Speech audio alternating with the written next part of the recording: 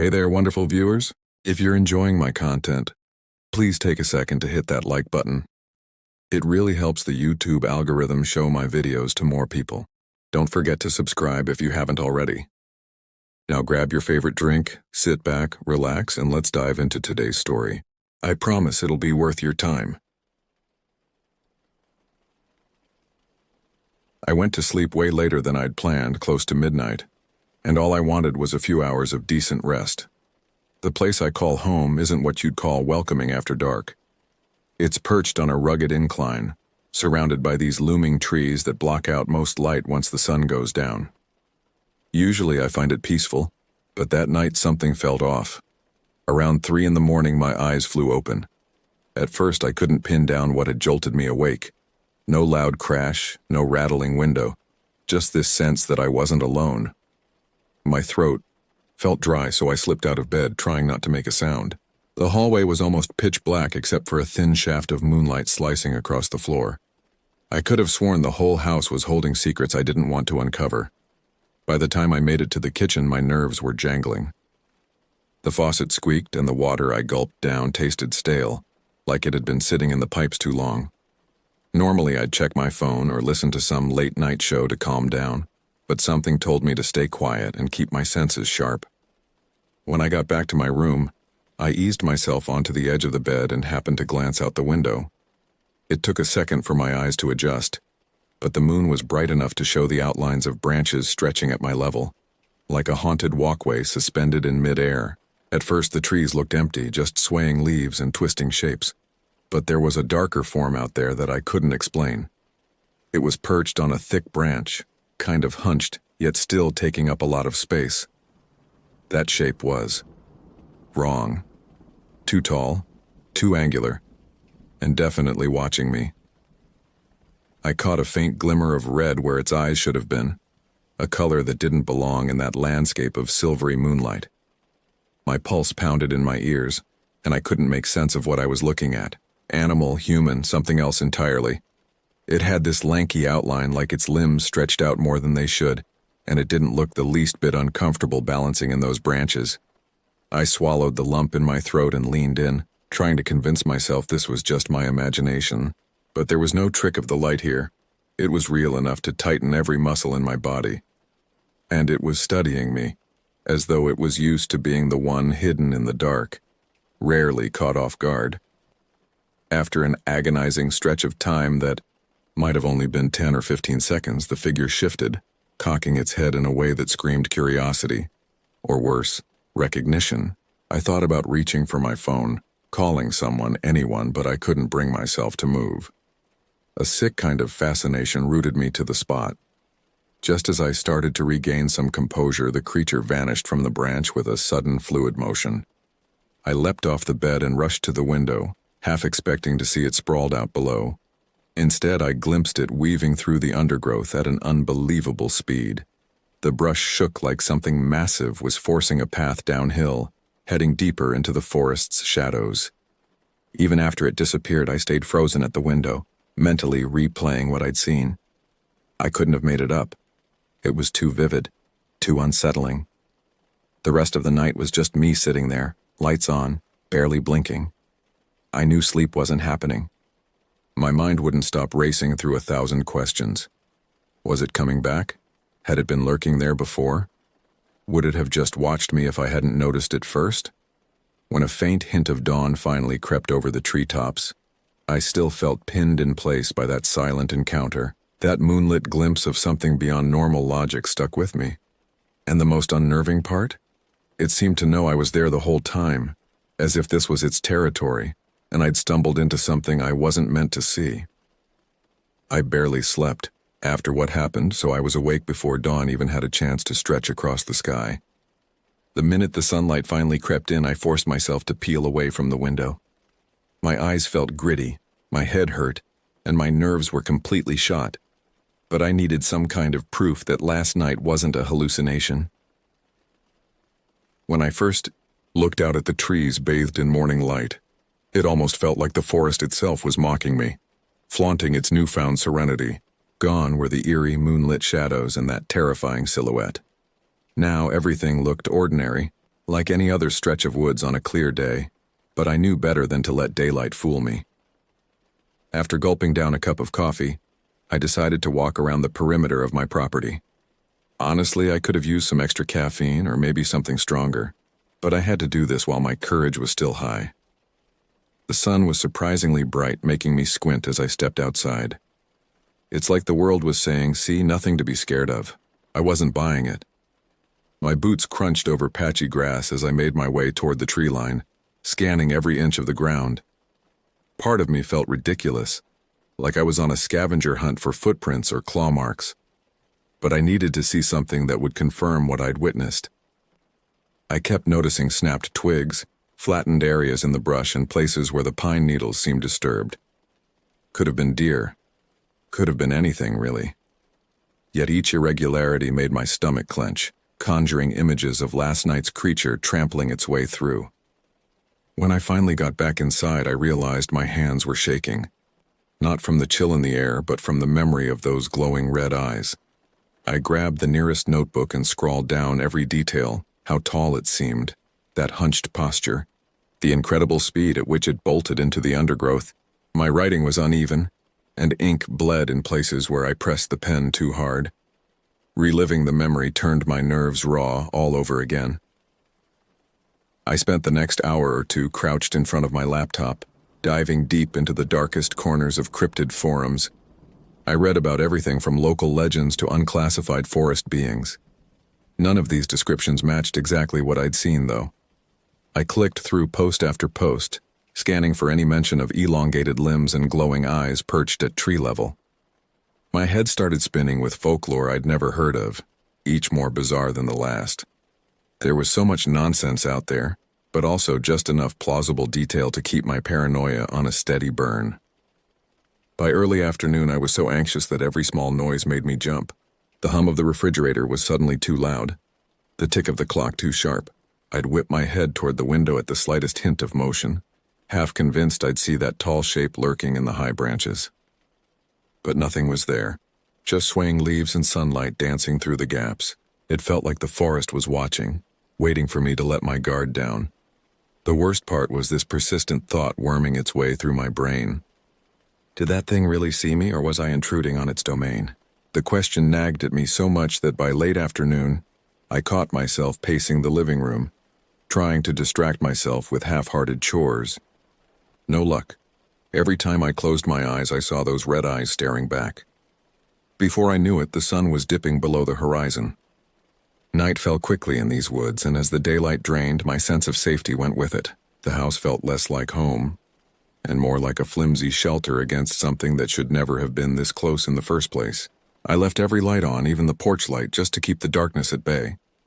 But 100 bright bulbs wouldn't have driven away that uneasy feeling. The house started groaning and creaking as it usually does at night, but now each little sound threatened to send my heart galloping. I settled in by the window with a flashlight in hand, watching the branches turn into spindly silhouettes under the moonlight. My eyes burned from lack of sleep, yet I didn't dare look away for more than a few seconds. Part of me wanted to spot it again just to be absolutely sure I wasn't losing my mind. Another part of me dreaded the idea it might already be watching, hidden in the leaves, waiting for the right moment to show itself. The clock edged closer to midnight, and still no sign of anything. But the tension in my chest never let up. Deep down, I felt like I was teetering on the edge of an even darker secret, one that might be lurking just beyond my vision. By the time the night ended, I was left with one unshakable truth. I wasn't alone here. This place, the one I'd called home for so long, no longer felt like it belonged entirely to me. Something else was out there, and it seemed more aware of me than I ever wanted it to be. I must have dozed off in the early morning hours because I woke with a jolt, my neck stiff from sleeping upright in the chair. Daylight was streaming through the window, but it didn't bring the relief it should have. I stood up, stretching my aching muscles, and made my way to the bathroom. The mirror reflected a haggard version of myself, dark circles under bloodshot eyes, skin pale and drawn. I looked like someone being hunted. After a quick shower that did little to wash away my exhaustion, I forced myself to eat something. The simple act of making toast felt surreal, so mundane compared to what was happening around me. I kept glancing out the windows, expecting to see something watching me from the trees. Nothing was there, at least nothing I could see. I tried calling my friend Michael to talk about what was happening, but when he answered, I found myself unable to explain. How could I describe what I'd seen without sounding completely unhinged? Hey, I think there's some kind of creature stalking me from the trees outside my house. Yeah, that would go over well. I made an excuse about calling by accident and hung up. The day dragged on, each hour blending into the next. I alternated between researching similar sightings online and staring out at the forest. By late afternoon, I'd convinced myself I needed evidence. If this thing was real, and I was certain it was, I needed proof. I set up my old digital camera on a tripod facing the window and programmed it to take photos at 5-minute intervals throughout the night. The rational part of my brain knew this was a long shot, but I needed to do something. As darkness fell, I felt the familiar tightening in my chest. The forest beyond my window transformed into a black void where anything could be hiding. I positioned myself in my bedroom, lights off this time, hoping to catch a glimpse of my nocturnal visitor without it noticing me first. Hours passed with nothing but the occasional rustle of leaves in the wind. Then, around 2 a.m, I saw it. The same elongated figure perched on a branch closer to my window than before. My entire body went rigid as I watched it slowly shift position, those red eyes scanning the darkness with unnatural precision. It seemed to be searching for something, for me. This time, I forced myself to remain perfectly still. It was looking directly at my window, but with the lights off, I hoped it couldn't see me watching from the shadows of my room.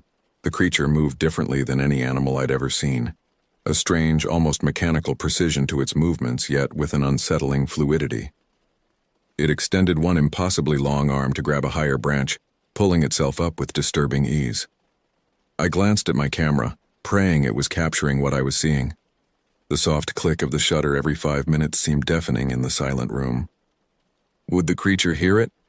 Would it understand what it meant? For nearly 20 minutes it remained in the trees, sometimes moving from branch to branch, sometimes perfectly still. And then, just like before, it suddenly dropped from view. This time I didn't rush to the window. Instead, I waited, listening intently for any sound from outside. A faint scratching noise came from the side of the house, like nails or claws dragging slowly across the wooden siding. My stomach clenched so tight I thought I might be sick. The scratching moved around the perimeter of the house as if it was testing for weaknesses, looking for a way in. I stood frozen in the center of my room, turning slowly to follow the sound as it circled my home. When it reached the back door, I heard the doorknob rattle, not violently but deliberately, as if it was curious about how it worked. My hand flew to my mouth to stifle a gasp. The rattling stopped after a few seconds, followed by more scratching, this time at the kitchen window. Then silence. Complete, overwhelming silence that somehow felt more threatening than the noises. I stayed rooted to the spot until dawn, afraid that any movement would alert whatever was out there to my presence. When the first rays of sunlight finally appeared, I rushed to my camera with trembling hands.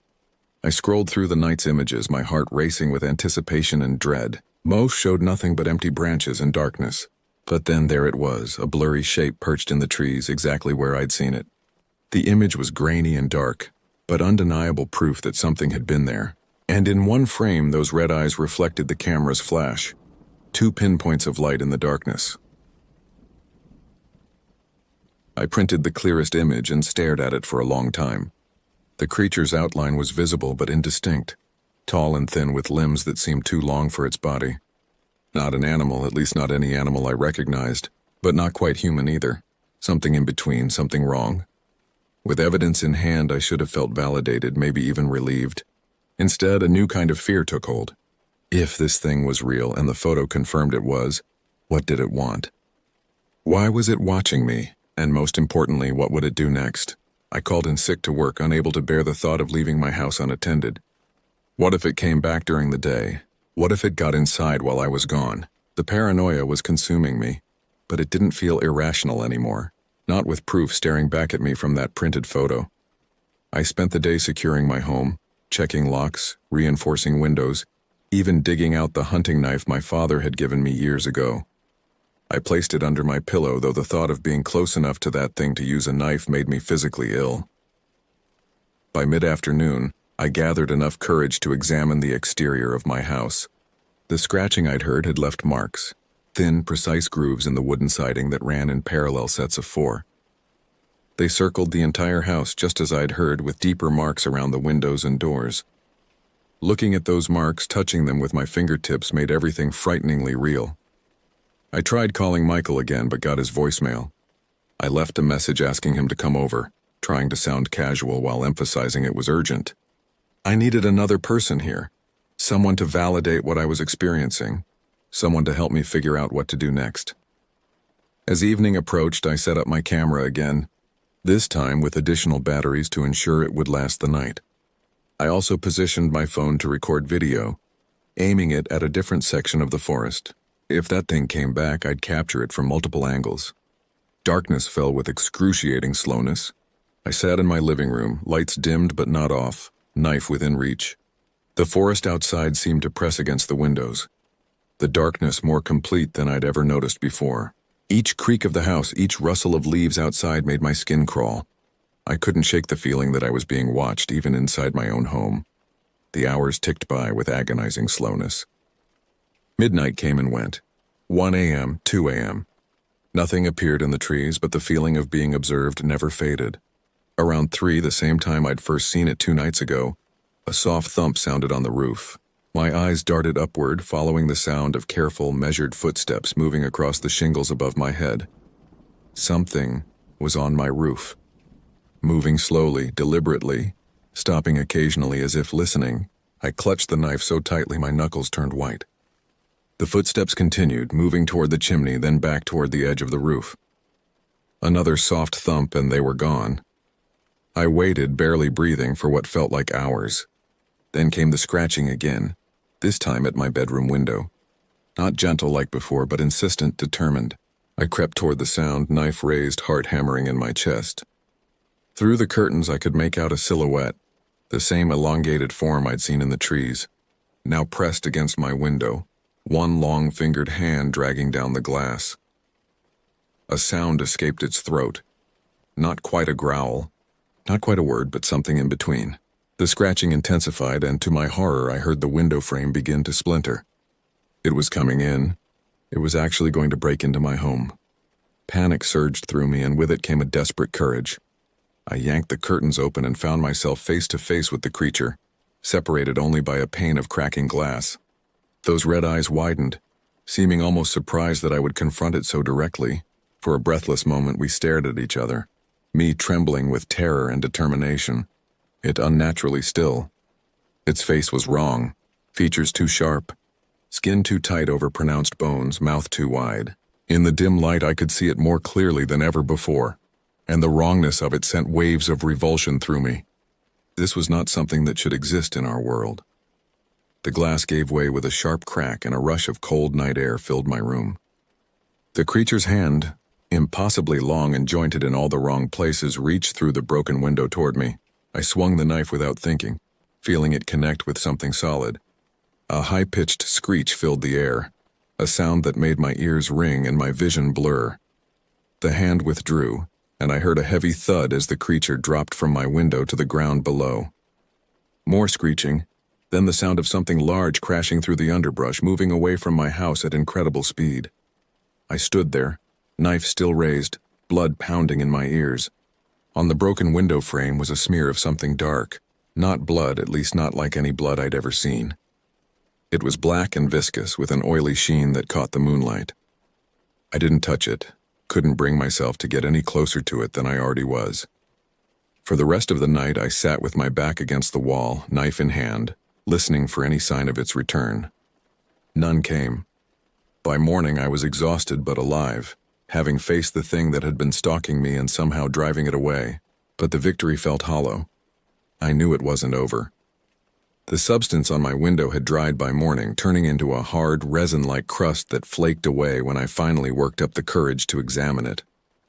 I collected some in a plastic bag, though I had no idea what I would do with it. Take it to a lab? They'd think I was insane. Show it to Michael when he finally returned my calls. He might not believe me even then. I spent the day boarding up the broken window and checking the rest of the house for vulnerabilities. Every noise made me jump. Every shadow seemed to move of its own accord. I was operating on almost no sleep, running purely on adrenaline and fear. By mid-afternoon, I'd made a decision. I couldn't stay here.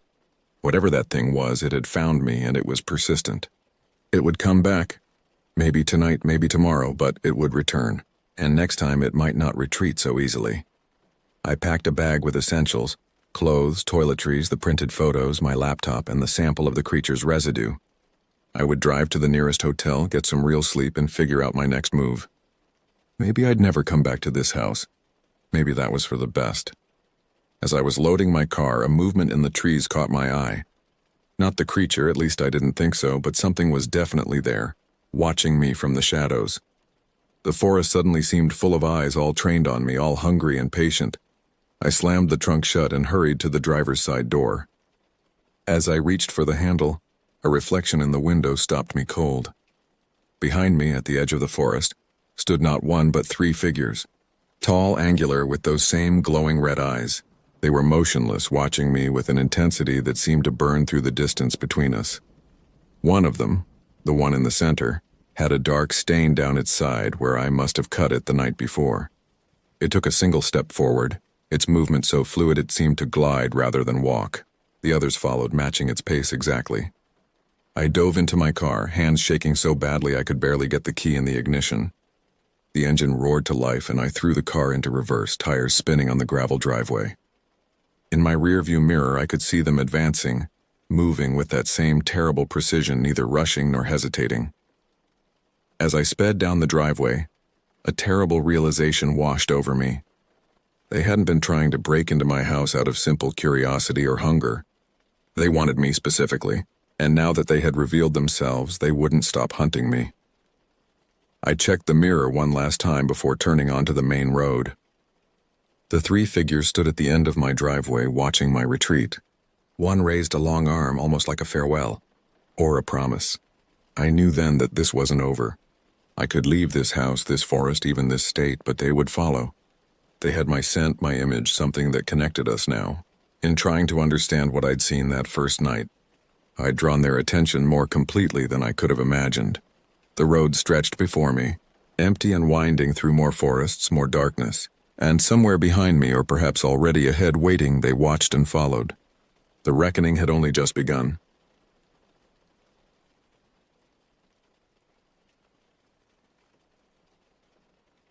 I started out late, just a little after 10, and the sky was pouring rain like it was determined to drench every inch of Bucks County. Not the best conditions, but I'd driven these roads 100 times. The weatherman had warned about flash flooding, but I figured I could beat the worst of it. My hands trembled slightly as I gripped the steering wheel, though I told myself it was just the cold seeping through the car's aging heating system. The wipers were working overtime, swiping at the windshield so fast it was almost hypnotic. Each sweep revealed only brief glimpses of the road ahead, before the glass became obscured again by sheets of water. The familiar landmarks I usually counted on, the old barn, the crooked mailbox, the weathered billboard advertising some long-closed diner, all blurred into indistinct shapes in the darkness. My stomach clenched with each lightning flash that illuminated the countryside in stark, white relief.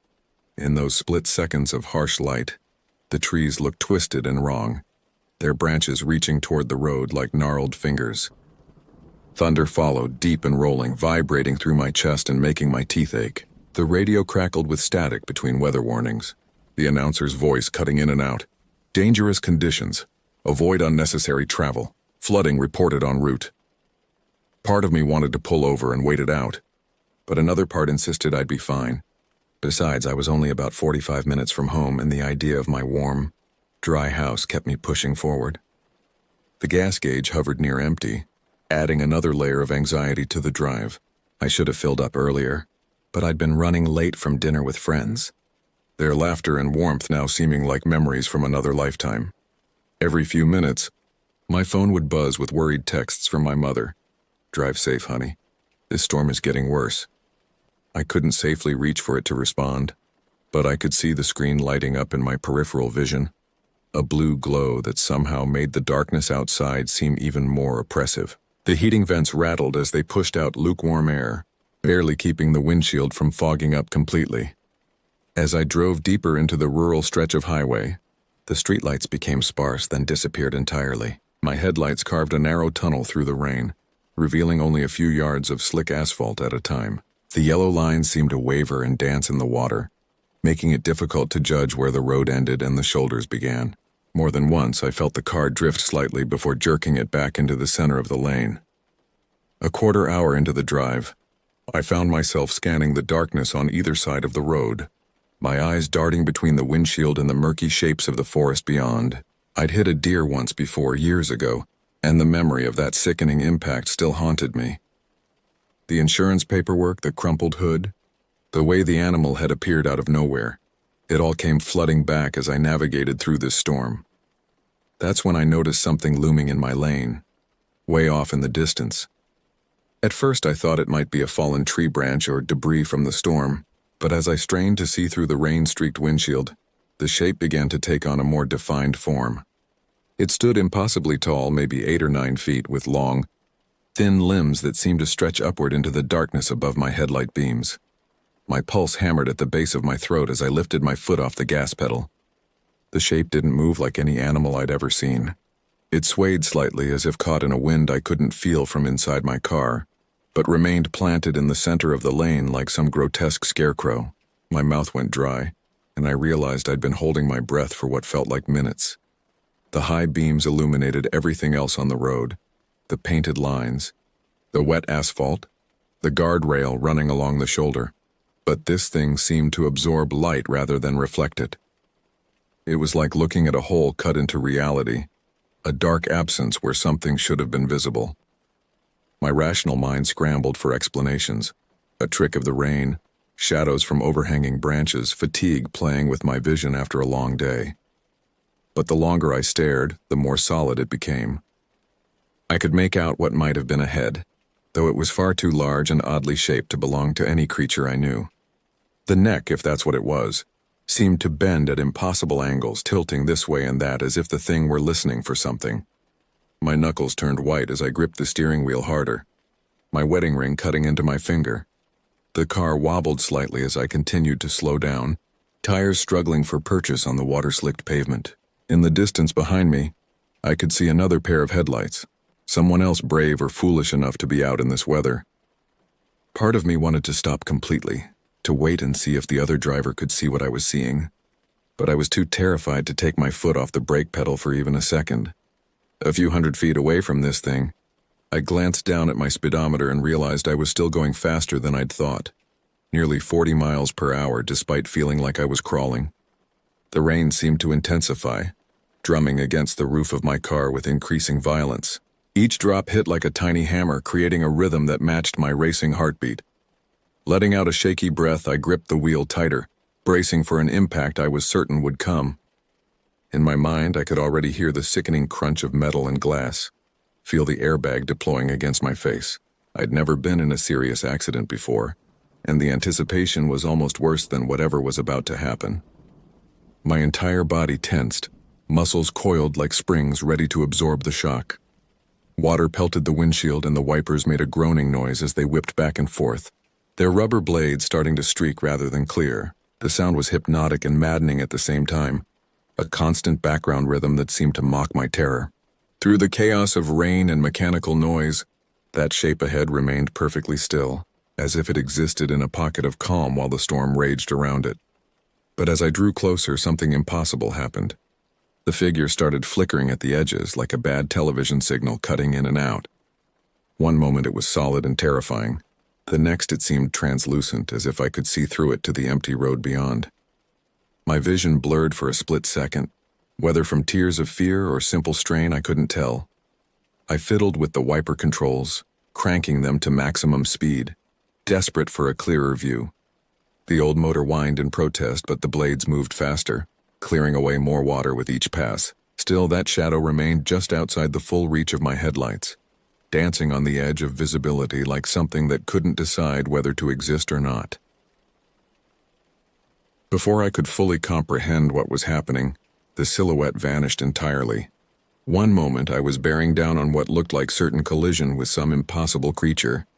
The next I saw only empty asphalt glistening in the wet glare of my high beams.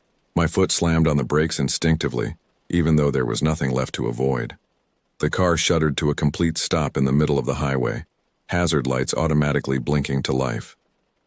I sat there for what felt like hours but was probably only seconds, engine idling, wipers still frantically sweeping back and forth across the windshield. My entire body shook, not from cold this time but from pure adrenaline and confusion. Behind me, that other car I'd noticed was getting closer, its headlights growing brighter in my rearview mirror. I let out a ragged exhale, scanning the road ahead and the ditches on either side with desperate intensity. The grass alongside the highway bent and swayed in the wind, creating moving shadows that made me jump every few seconds. Nothing looked even remotely like what I'd just seen, or thought I'd seen. A car behind me honked, still a good distance away but approaching fast enough that I knew I had to move. Forcing myself to tap the gas pedal, I rolled forward at a crawl, every nerve ending on high alert.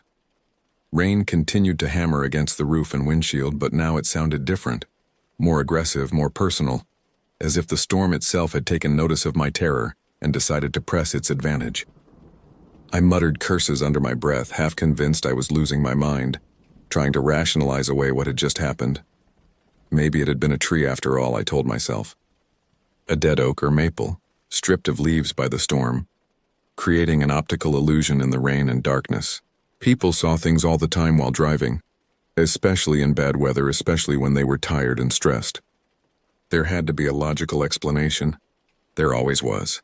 My hands were slick with sweat despite the cool air flowing from the vents. That's when something smaller dashed right in front of my grill, moving from left to right across the highway in a blur of motion. This time there was no advance warning, no chance to slow down or prepare. Whatever it was appeared in my headlight beam for maybe half a second before disappearing into the darkness on the opposite side of the road. My chest tightened, every muscle in my body clenching as I braced for impact. I could almost feel the thud of flesh against metal, hear the crack of bones and the scrape of something being dragged under my wheels. But nothing happened. No sound except the continued whisper of tires on wet pavement and the relentless drumming of rain. The road ahead remained clear and empty. For several long moments I thought I might actually be having some kind of mental breakdown. The stress of work, the fight I'd had with my sister last week, the financial worries that kept me awake at night. Maybe it was all catching up with me at once. People talked about seeing things that weren't there when they were pushed to their breaking point. Was that what was happening to me?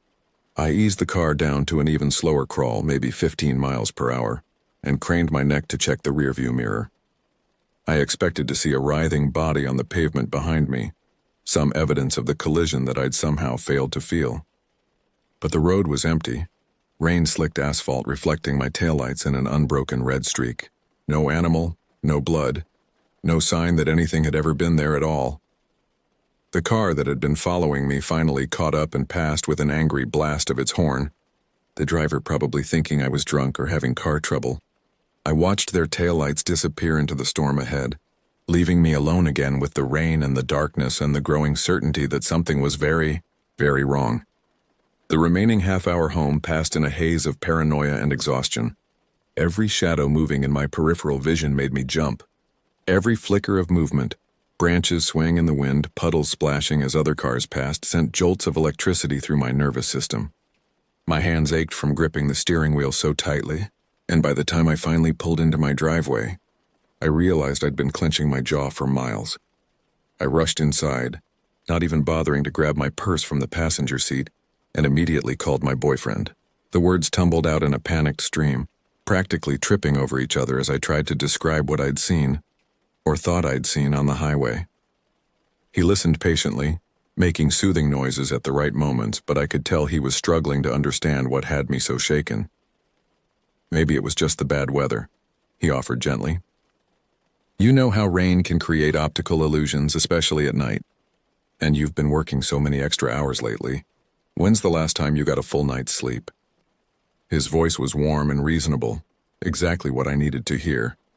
But it also carried a note of concern that made my stomach twist.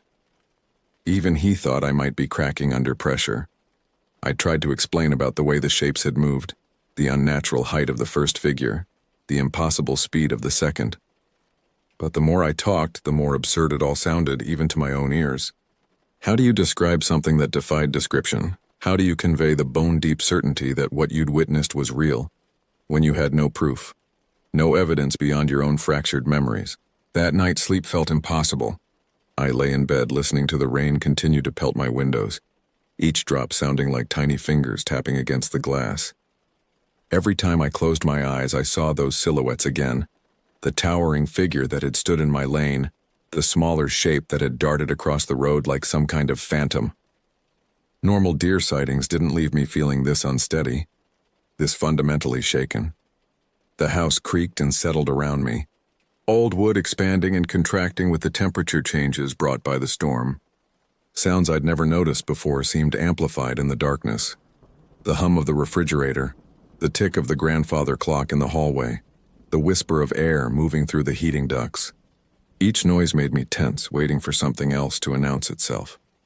Around 3 a.m, I gave up on sleep entirely and padded to the kitchen to make tea. The familiar ritual of boiling water and steeping chamomile helped calm my nerves slightly. But when I looked out the window above the sink, I found myself scanning the yard for any sign of movement.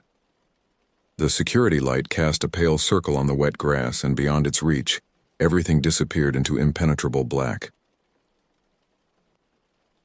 What terrified me most wasn't just what I'd seen, but what I hadn't been able to see clearly.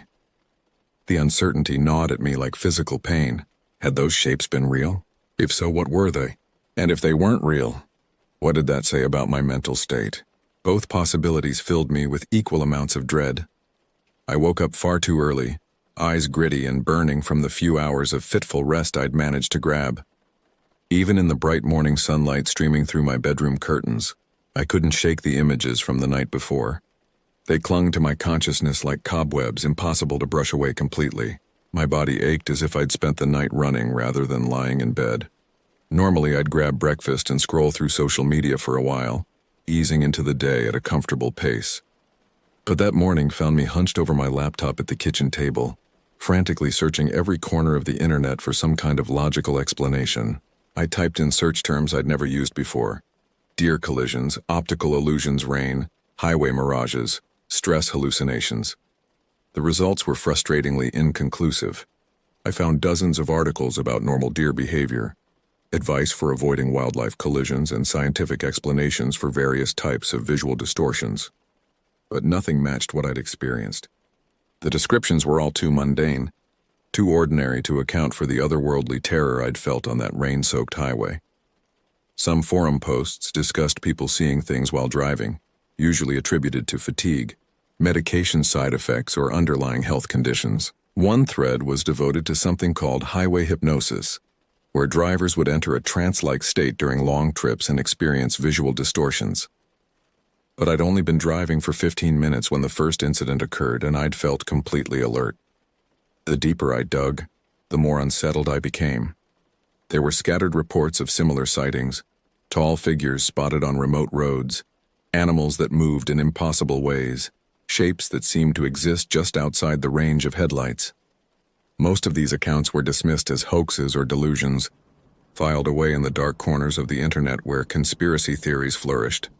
But what struck me was how similar some of the descriptions were to my own experience. Other drivers talked about creatures that didn't reflect light properly, about the way certain shapes seemed to flicker in and out of existence, about the overwhelming sense of wrongness that accompanied these encounters. Reading their words made my hands shake so badly I could barely type. By the time I closed the laptop, the sun was well above the rooftops, and I realized I was going to be late for work if I didn't hurry. I forced myself into a quick shower, hoping the hot water would wash away some of the lingering dread that seemed to have settled into my bones. But when I caught sight of my reflection in the bathroom mirror, I barely recognized myself. My face was pale and haggard, with dark circles under my eyes that made me look like I'd aged years overnight. The idea of calling in sick crossed my mind, but I knew that staying home alone with my thoughts would only make things worse. At least at work, I'd be surrounded by normal people doing normal things, anchored to a reality that made sense. Stepping outside into the crisp morning air, I was struck by how normal everything seemed. The sky was a brilliant blue, washed clean by the previous night's storm. Puddles dotted the parking lot, reflecting clouds and trees in perfect mirror images. Neighbors were driving off to work, kids waited at bus stops, and the whole world appeared to be functioning exactly as it always had. But I couldn't shake the feeling that I was seeing it all through a different lens now, as if the events of the previous night had shifted my perception in some fundamental way. The ordinary suburban scene felt like a facade, a carefully constructed illusion designed to hide something darker lurking just beneath the surface. Every shadow seemed deeper than it should be. Every movement in my peripheral vision made me turn my head sharply. The drive to work was mercifully short and well-traveled, taking me through busy neighborhoods and commercial districts where the presence of other people provided a buffer against my paranoia. But even surrounded by traffic and pedestrians, I found myself checking the rearview mirror obsessively, scanning the sidewalks for any sign of the impossible shapes I'd encountered. At work, I tried to lose myself in routine tasks, but concentration proved elusive. Every time I settled into a rhythm of emails or phone calls, my mind would drift back to those flickering silhouettes. Coworkers asked if I was feeling all right, commenting on my distracted behavior and the dark circles under my eyes. I deflected their concern with vague mentions of a sleepless night, not trusting myself to explain what had really happened. During lunch, I found myself researching dash cams on my phone, scrolling through product reviews and technical specifications. The idea had been my boyfriend's suggestion, but the more I thought about it, the more essential it seemed. If these encounters continued, and something deep in my gut told me they would, I needed some way to document what was happening. Even if the footage only showed empty road, at least I'd have evidence of my own psychological state. The afternoon dragged by with agonizing slowness. Every time I looked at the clock, it seemed like only minutes had passed since my last check. The bright fluorescent lights that normally felt energizing now seemed harsh and artificial, casting everything in a sickly yellow glow that reminded me uncomfortably of my headlights cutting through the rain. By the time 5 o'clock arrived, I was practically vibrating with nervous energy. The prospect of driving home, even in broad daylight on familiar streets, filled me with a dread that seemed completely disproportionate to the task. But I couldn't avoid it forever. Eventually, I'd have to get back behind the wheel and face whatever was waiting out there. The drive home started normally enough. Traffic was heavy, which I found oddly comforting. Being surrounded by other cars made me feel less isolated, less vulnerable to whatever forces had targeted me the night before. But as I turned off the main road onto a quieter street that ran along the edge of some undeveloped woodland, my anxiety spiked. That's when I saw the deer.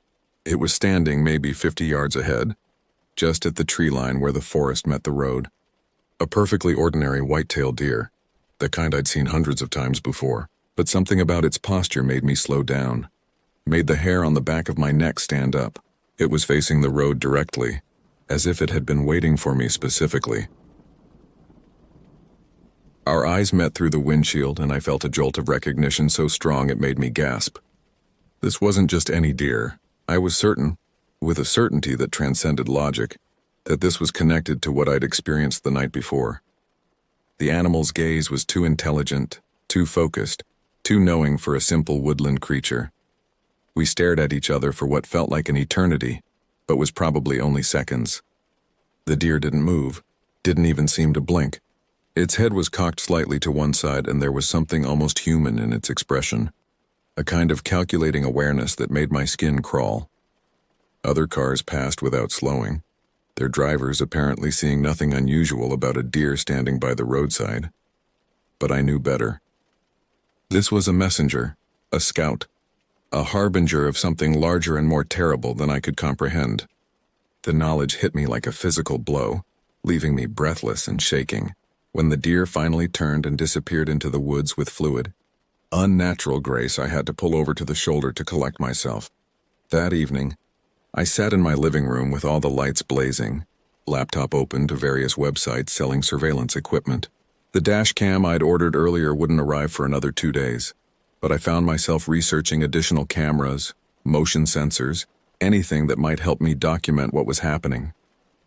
Part of me recognized the obsessive nature of my behavior, but I couldn't stop myself. My boyfriend called around 8, and I could hear the worry in his voice as soon as he spoke. "How are you holding up?" he asked. "You sounded pretty shaken last night." I wanted to tell him about the deer, about the way it had looked at me with those impossibly knowing eyes. But I also didn't want him to think I was having a complete mental breakdown. Instead, I focused on practical matters, the dashcam order, my plans to vary my driving routes, the possibility of carpooling with coworkers when the weather was bad. He seemed relieved that I was taking concrete steps to address my concerns, even if he didn't fully understand what those concerns were. We talked for over an hour, and his voice provided a lifeline to normalcy that I desperately needed. But after we hung up, the silence of the house seemed to press in around me. Every creak of settling wood, every rattle of wind through the eaves made me jump. I found myself moving from room to room, checking locks, peering out windows, searching for any sign of the watchers I was now certain were out there. The weather forecast called for another storm system to move through in a few days, bringing with it the kind of heavy rain and poor visibility that had preceded my first encounter. The thought of driving in those conditions again made my chest tighten with panic, but I also felt a morbid curiosity about what else I might see. If these things, whatever they were, only appeared during storms, then that was when I'd have the best chance of capturing them on camera. As midnight approached, I made a final circuit of the house, double-checking every window and door. The security system was armed. Motion sensor lights covered the yard, and I'd even set up my old phone to record video from the living room window. It probably wouldn't capture anything useful, but it made me feel like I was doing something productive rather than simply cowering in fear. Standing at the window, I stared out into the darkness beyond my property line. The trees at the edge of my yard swayed gently in the night breeze, their branches creating a constantly shifting pattern of shadows and negative space. Was something moving among them, or was it just my imagination? I couldn't tell anymore. The line between reality and paranoia had become so blurred that I wasn't sure I'd recognize the truth if it appeared right in front of me. What I did know was that my life had fundamentally changed during that storm-lashed drive. Whether the creatures I'd seen were real or imagined, they had awakened something in me. A primal awareness of how thin the membrane between the ordinary world and something far more terrifying really was. Tomorrow would bring another day of trying to function normally, but I knew that part of me would always be watching the shadows now, waiting for the next encounter. The rain began again around 1 in the morning, gentle at first but steadily intensifying. I listened to it drumming against the windows and roof, each drop a tiny percussion note in a symphony of approaching dread. Somewhere out there in the darkness, beyond the reach of streetlights and porch lamps, something was waiting for the storm to reach its full fury.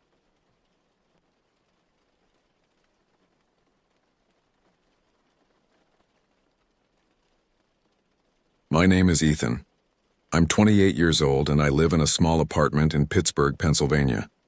I work an office job that barely pays the bills, leaving me perpetually strapped for cash. My few joys in life are getting out into nature with my buddies Jake and Chris, and my girlfriend Sarah. We try to take camping trips a few times a year to get away from it all. This year, we decided to plan something epic, a multi-state camping adventure hitting some of the most remote wilderness areas in the country. The plan was to start in the Allegheny National Forest in Pennsylvania, then make our way to Porcupine Mountains Wilderness State Park in the Upper Peninsula of Michigan. From there, we'd head to the Chequamegon-Nicollet National Forest in northern Wisconsin, before swinging down to Pisgah National Forest in the mountains of western North Carolina. We'd end the trip in the Rogue River Siskiyou National Forest straddling the border of Oregon and California. It would be over 3 weeks of tent camping and hiking through some of the wildest forests in the United States. While the outdoors enthusiast in me was thrilled, part of me was also nervous. These weren't well-trodden campgrounds with amenities. These were vast stretches of untouched woodland far from civilization. If anything went wrong out there, help would be a long way off. But I pushed those fears aside, telling myself it would be fine. What's the worst that could happen? After months of saving up money and planning logistics, the day had finally arrived to hit the road. We loaded up Jake's Jeep with our gear and provisions and set off, spirits high. Leaving the city behind, we drove off toward the endless expanse of forest that awaited us. Little did I know that out there in the ancient woods, something awaited us too. Something that would turn our adventure into a nightmare. Something that would make me question everything I thought I knew about the wilderness and about reality itself. As the miles rolled by and the towns grew further apart, An unsettling feeling crept over me, sending a shiver down my spine despite the warm summer air rushing through the open windows. I tried to shake it off, but deep down, I sensed that in the primordial forest ahead, something wicked this way comes. After driving all day, we finally arrived at the edge of the Allegheny National Forest as the sun began to set. We checked in at the ranger station, got our backcountry permit, and headed off down a dirt road into the woods. The light faded quickly as we walked, ancient hemlocks towering over us, their dense canopy blocking out the dusky sky. It was unnerving how quickly the forest swallowed us up. The noisy chatter of birds and bugs abruptly ceased, leaving an eerie stillness broken only by our muffled footsteps on the pine needle floor. After hiking a few miles in, we came to a small clearing and decided to make camp for the night. We pitched our tents beneath gnarled oaks dripping with old man's beard lichen. As we started a fire and cooked some food, my uneasiness began to dissipate, replaced by the contentment of being in nature with good friends. But sometime in the night, I woke with a start. At first, I wasn't sure what had awoken me. I lay still, listening intently, and then I heard it, a distant wail, long and mournful, emanating from deep in the forest. Goosebumps studded my arms. It sounded almost human, but not quite. As it echoed through the night again, I recognized it with a rising dread. It sounded like a woman wailing in grief-stricken agony, but out here, miles from any other people, that made no sense. Wide awake now, my heart pounding, I tried to control my breathing and listen. The minutes dragged by. The wailing did not come again. Unsettled, I eventually fell into a restless sleep. In the light of morning, I told Jake and Chris what I had heard. They looked at each other uneasily. "I heard it too," Jake said quietly. "I didn't want to say anything and freak you guys out, but yeah, I definitely heard a creepy-ass wailing sound last night." Chris shifted and mumbled that he must have slept through it. I could tell the news alarmed him. We tried to come up with rational explanations, a fox or an owl maybe, but none seemed to fit. As we broke camp and prepared to hike on, I tried to push it out of my mind. Surely it was just some weird animal in the night, nothing to worry about. And yet I couldn't quite convince myself. A tingle of foreboding raised the hairs on the back of my neck. I felt the weight of the forest's gaze upon us, ancient and knowing. What other secrets did it hold? Our hike that day was subdued. The wailing in the night weighed heavily on my mind. I jumped at every snapped twig, glancing over my shoulder at shadows between the trees. The forest no longer felt welcoming. It felt watchful and vaguely threatening. By late afternoon, we came to a stand of towering old-growth hemlocks. Their trunks were enormous, easily 10 feet across. As we drew closer, picking our way through the ferns, we noticed strange carvings in the bark of the biggest trees. They looked old, partially obscured by moss and lichen. Intrigued, we dropped our packs to take a closer look. When I brushed away the detritus on one carving, I inhaled sharply. Etched into the tree was an unsettling, vaguely humanoid figure with antlers branching off its elongated head. Concentric circles radiated out from its emaciated body. "What the hell is that?" asked Chris uneasily. As I examined the other carvings, a chill spiraled down my spine. They all depicted the same antlered figure, sometimes accompanied by other disturbing elements. Disembodied animal parts, skull-like faces, runes and symbols I didn't recognize. "Looks like some kind of pagan forest god," muttered Jake. "Creepy as shit." I took a few photos of the carvings, fingering the bear spray on my belt and wondering how it would fare against an antlered forest demon. We hiked on in uneasy silence. I couldn't shake the feeling that we were being watched. That night at our campsite, the wind gusted through the trees, sounding like whispering voices. Sleep did not come easily. The next morning, I awoke groggy and unrested. As we ate a quick breakfast, the wailing began again, closer this time. It rose and fell, undulating through the mist. My blood turned to ice in my veins. Jake and Chris looked at me with wide eyes. Then, from a different direction, another voice joined the keening cry, and another. Soon the woods echoed with an unholy chorus of ululating wails surrounding us on all sides. "What the fuck, man?" Jake said, his voice trembling. "What do we do?" I licked my dry lips, mind racing. "Let's break camp and get the hell out of here. Hike back out to the road. I've got a really bad feeling about this." We powered through our rising panic to pack up camp with shaking hands. The wailing grew louder, more frenzied, spurring us to move faster. And then, From the underbrush at the edge of our clearing, it emerged.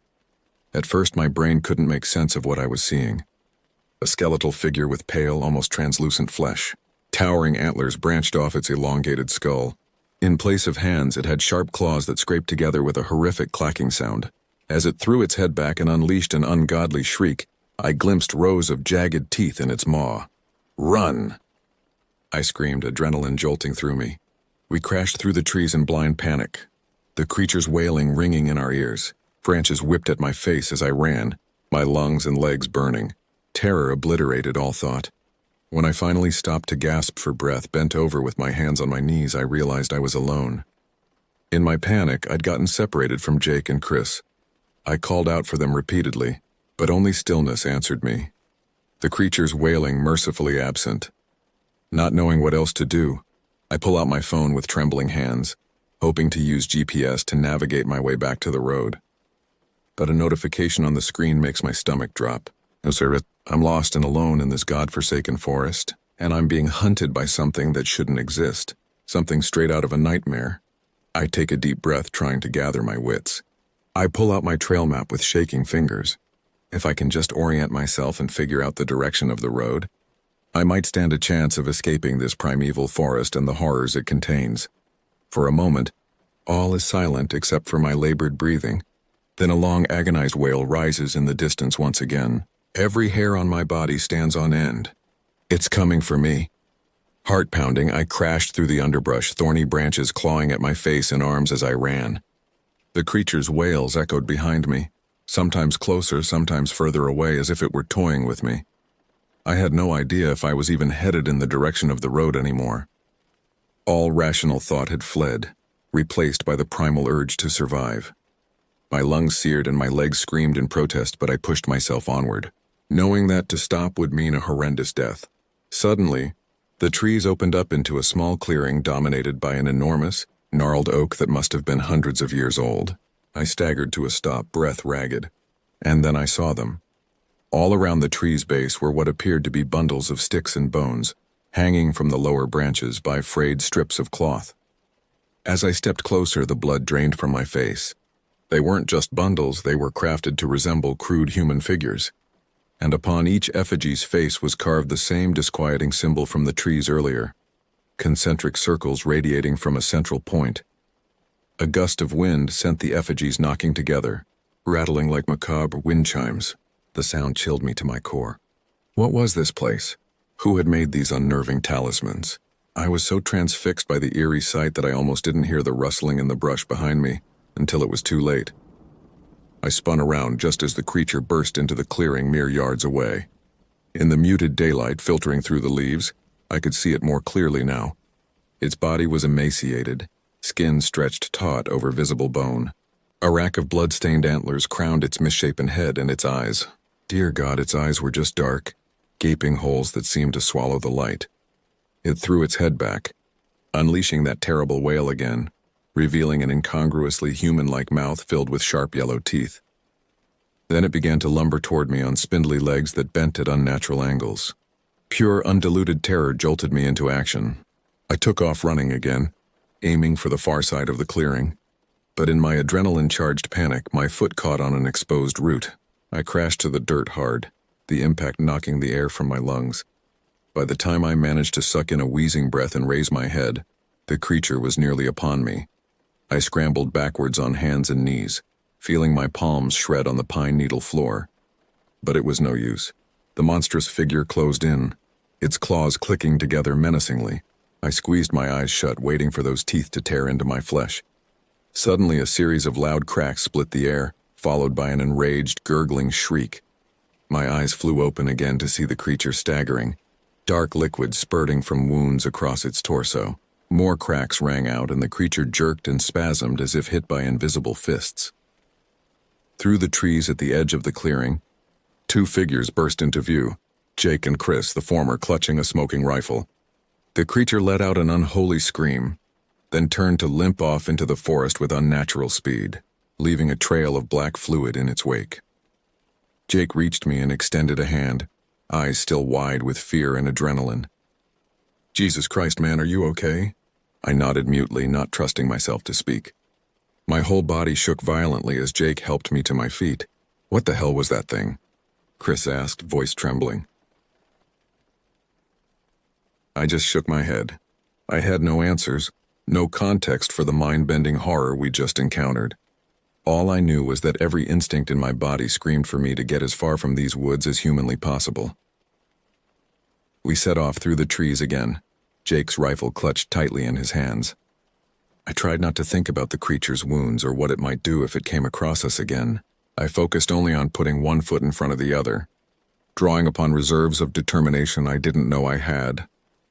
After what felt like hours of stumbling through the underbrush, we finally burst from the tree line onto a blessed dirt road. I nearly wept with relief. We still had miles to reach the car, but for the first time since hearing that wail in the night, I allowed myself to believe we might actually survive this nightmare. Little did I know that our horror story in these ancient forests was only just beginning.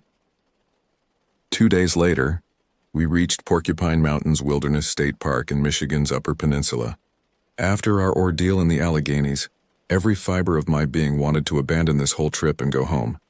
But Jake and Chris argued that what we'd experienced must have been a one-off, some mutant animal, escaped from a lab maybe. They convinced me and themselves that it couldn't possibly happen again. I wanted to believe that. I wanted to chalk up the antlered abomination to a temporary break from reality, just the product of overactive imaginations in isolation. But deep down I wasn't so sure. The primal otherworldly terror lingered, like a shadow on my soul. So it was with great trepidation that I helped set up camp that night in a mossy hemlock forest in the Porkies, as the park was affectionately known. All day as we hiked, I'd scan the trees with anxious eyes, straining my ears for any unnatural sound. But the forest remained resolutely silent save for benign bird calls and the sighing of the wind through the leaves. After a tense but uneventful night, we decided to split up the next day to cover more ground. We agreed to each hike a few miles in opposite directions and then circled back to meet at a small lake marked on our map. Jake lent me his backup pistol, a chunky .44 Magnum revolver that I had no idea how to use, but tucked into my waistband anyway. The further I walked from camp, the more my unease grew. It felt as if the ancient trees were watching me, lichen-crusted branches grasping and clawing. When I burst out of the underbrush and found myself on the shores of the glassy lake, I breathed a little easier. I stopped to consult my map and get my bearings while I waited for the others to arrive. That's when I first noticed the prints. All along the muddy lake shore were what looked like cloven hoof prints, sunk deep into the muck. But they were larger than any deer tracks I'd ever seen, and the way they meandered back and forth near the water's edge seemed distinctly unanimal-like. A whisper of dread snaked down my spine. I followed the tracks with my eyes to where they disappeared into the forest and froze. There, in the shadowy spaces between the trees, stood a figure. At first I thought it was just a trick of the light on the foliage. But as I squinted, the shape sharpened into focus. A towering form, easily 8 feet tall, with shaggy fur and what looked like an enormous rack of antlers rising from its head. My heart leaped into my throat. I whipped out the revolver with trembling hands, taking aim at the hulking figure. For a moment it remained motionless. Then slowly, ponderously, it stepped forward out of the trees. I can barely comprehend what I'm seeing. From the waist up, it has the body of a man, a heavily muscled, hair-covered torso with powerful arms ending in gnarled hands. But below that powerful human back, where legs should be, are the hindquarters of a deer or stag, sleek flanks leading to cloven hooves that clack against the stone. The dissonance of its two halves is dizzying, a sight never meant for mortal eyes, but most disturbing of all is its head. An enormous skull caps its shoulders, neither fully man nor beast. From a protruding, almost snout-like jaw, yellowed teeth jut, too large and sharp to be human. Dark, deep-set eyes glower beneath a sloping brow. And rising from its skull is a towering rack of antlers, at least a dozen points branching toward the sky. The creature takes another step toward me, its hooves crunching in the gravel at the water's edge. I can smell its rank animal musk from here, undercut by the coppery tang of old blood. I realize I'm hyperventilating, the revolver shaking violently in my sweaty grip. Some distant part of my brain screams at me to shoot, but I'm paralyzed, rooted to the spot by the impossibility of what I'm seeing. The creature regards me balefully for a long moment, then opens its bristling mouth and speaks. The words are like grinding boulders, rumbling and ancient. I don't understand them, but they fill me with a visceral, writhing horror. As the creature lumbers toward me, I finally regain control of my petrified limbs. I turn and run, adrenaline buzzing like angry hornets through my veins. I crash heedlessly through the underbrush, unsure if I'm even heading in the right direction. Tree branches whip my face and tear at my clothes, but I feel no pain, only the echoing report of adrenaline urging me onward. From somewhere behind me, an enraged bellow rattles the forest, a terrifying amalgam of human fury and animal bloodlust. I chance a glance over my shoulder and immediately wish I hadn't. The creature is charging after me, bounding between the trees with horrifying speed for its size. I can see intelligent rage burning in its eyes, frothing spittle flying from its snapping jaws. I've never known such total, mind-obliterating terror. I burst into a small clearing and nearly sob with relief at the sight of our tents. Sucking air into my burning lungs, I stumble into camp screaming for Jake and Chris. But the tents are empty, sleeping bags undisturbed. A cannon blast of dread detonates in my gut. The creature's roar rips through the forest again, so close now that I can feel the vibration in my chest. I spin in a frantic circle, searching for a weapon and escape anything. My eye lands on the Jeep, parked at the edge of camp. Thanking every god I can think of that we left the keys in it, I sprint for the vehicle.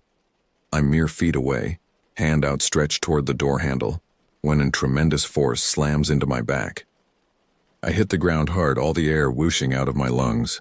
I roll onto my back, gasping, and find myself staring up into the abomination's contorted face, its antlers blotting out the sun.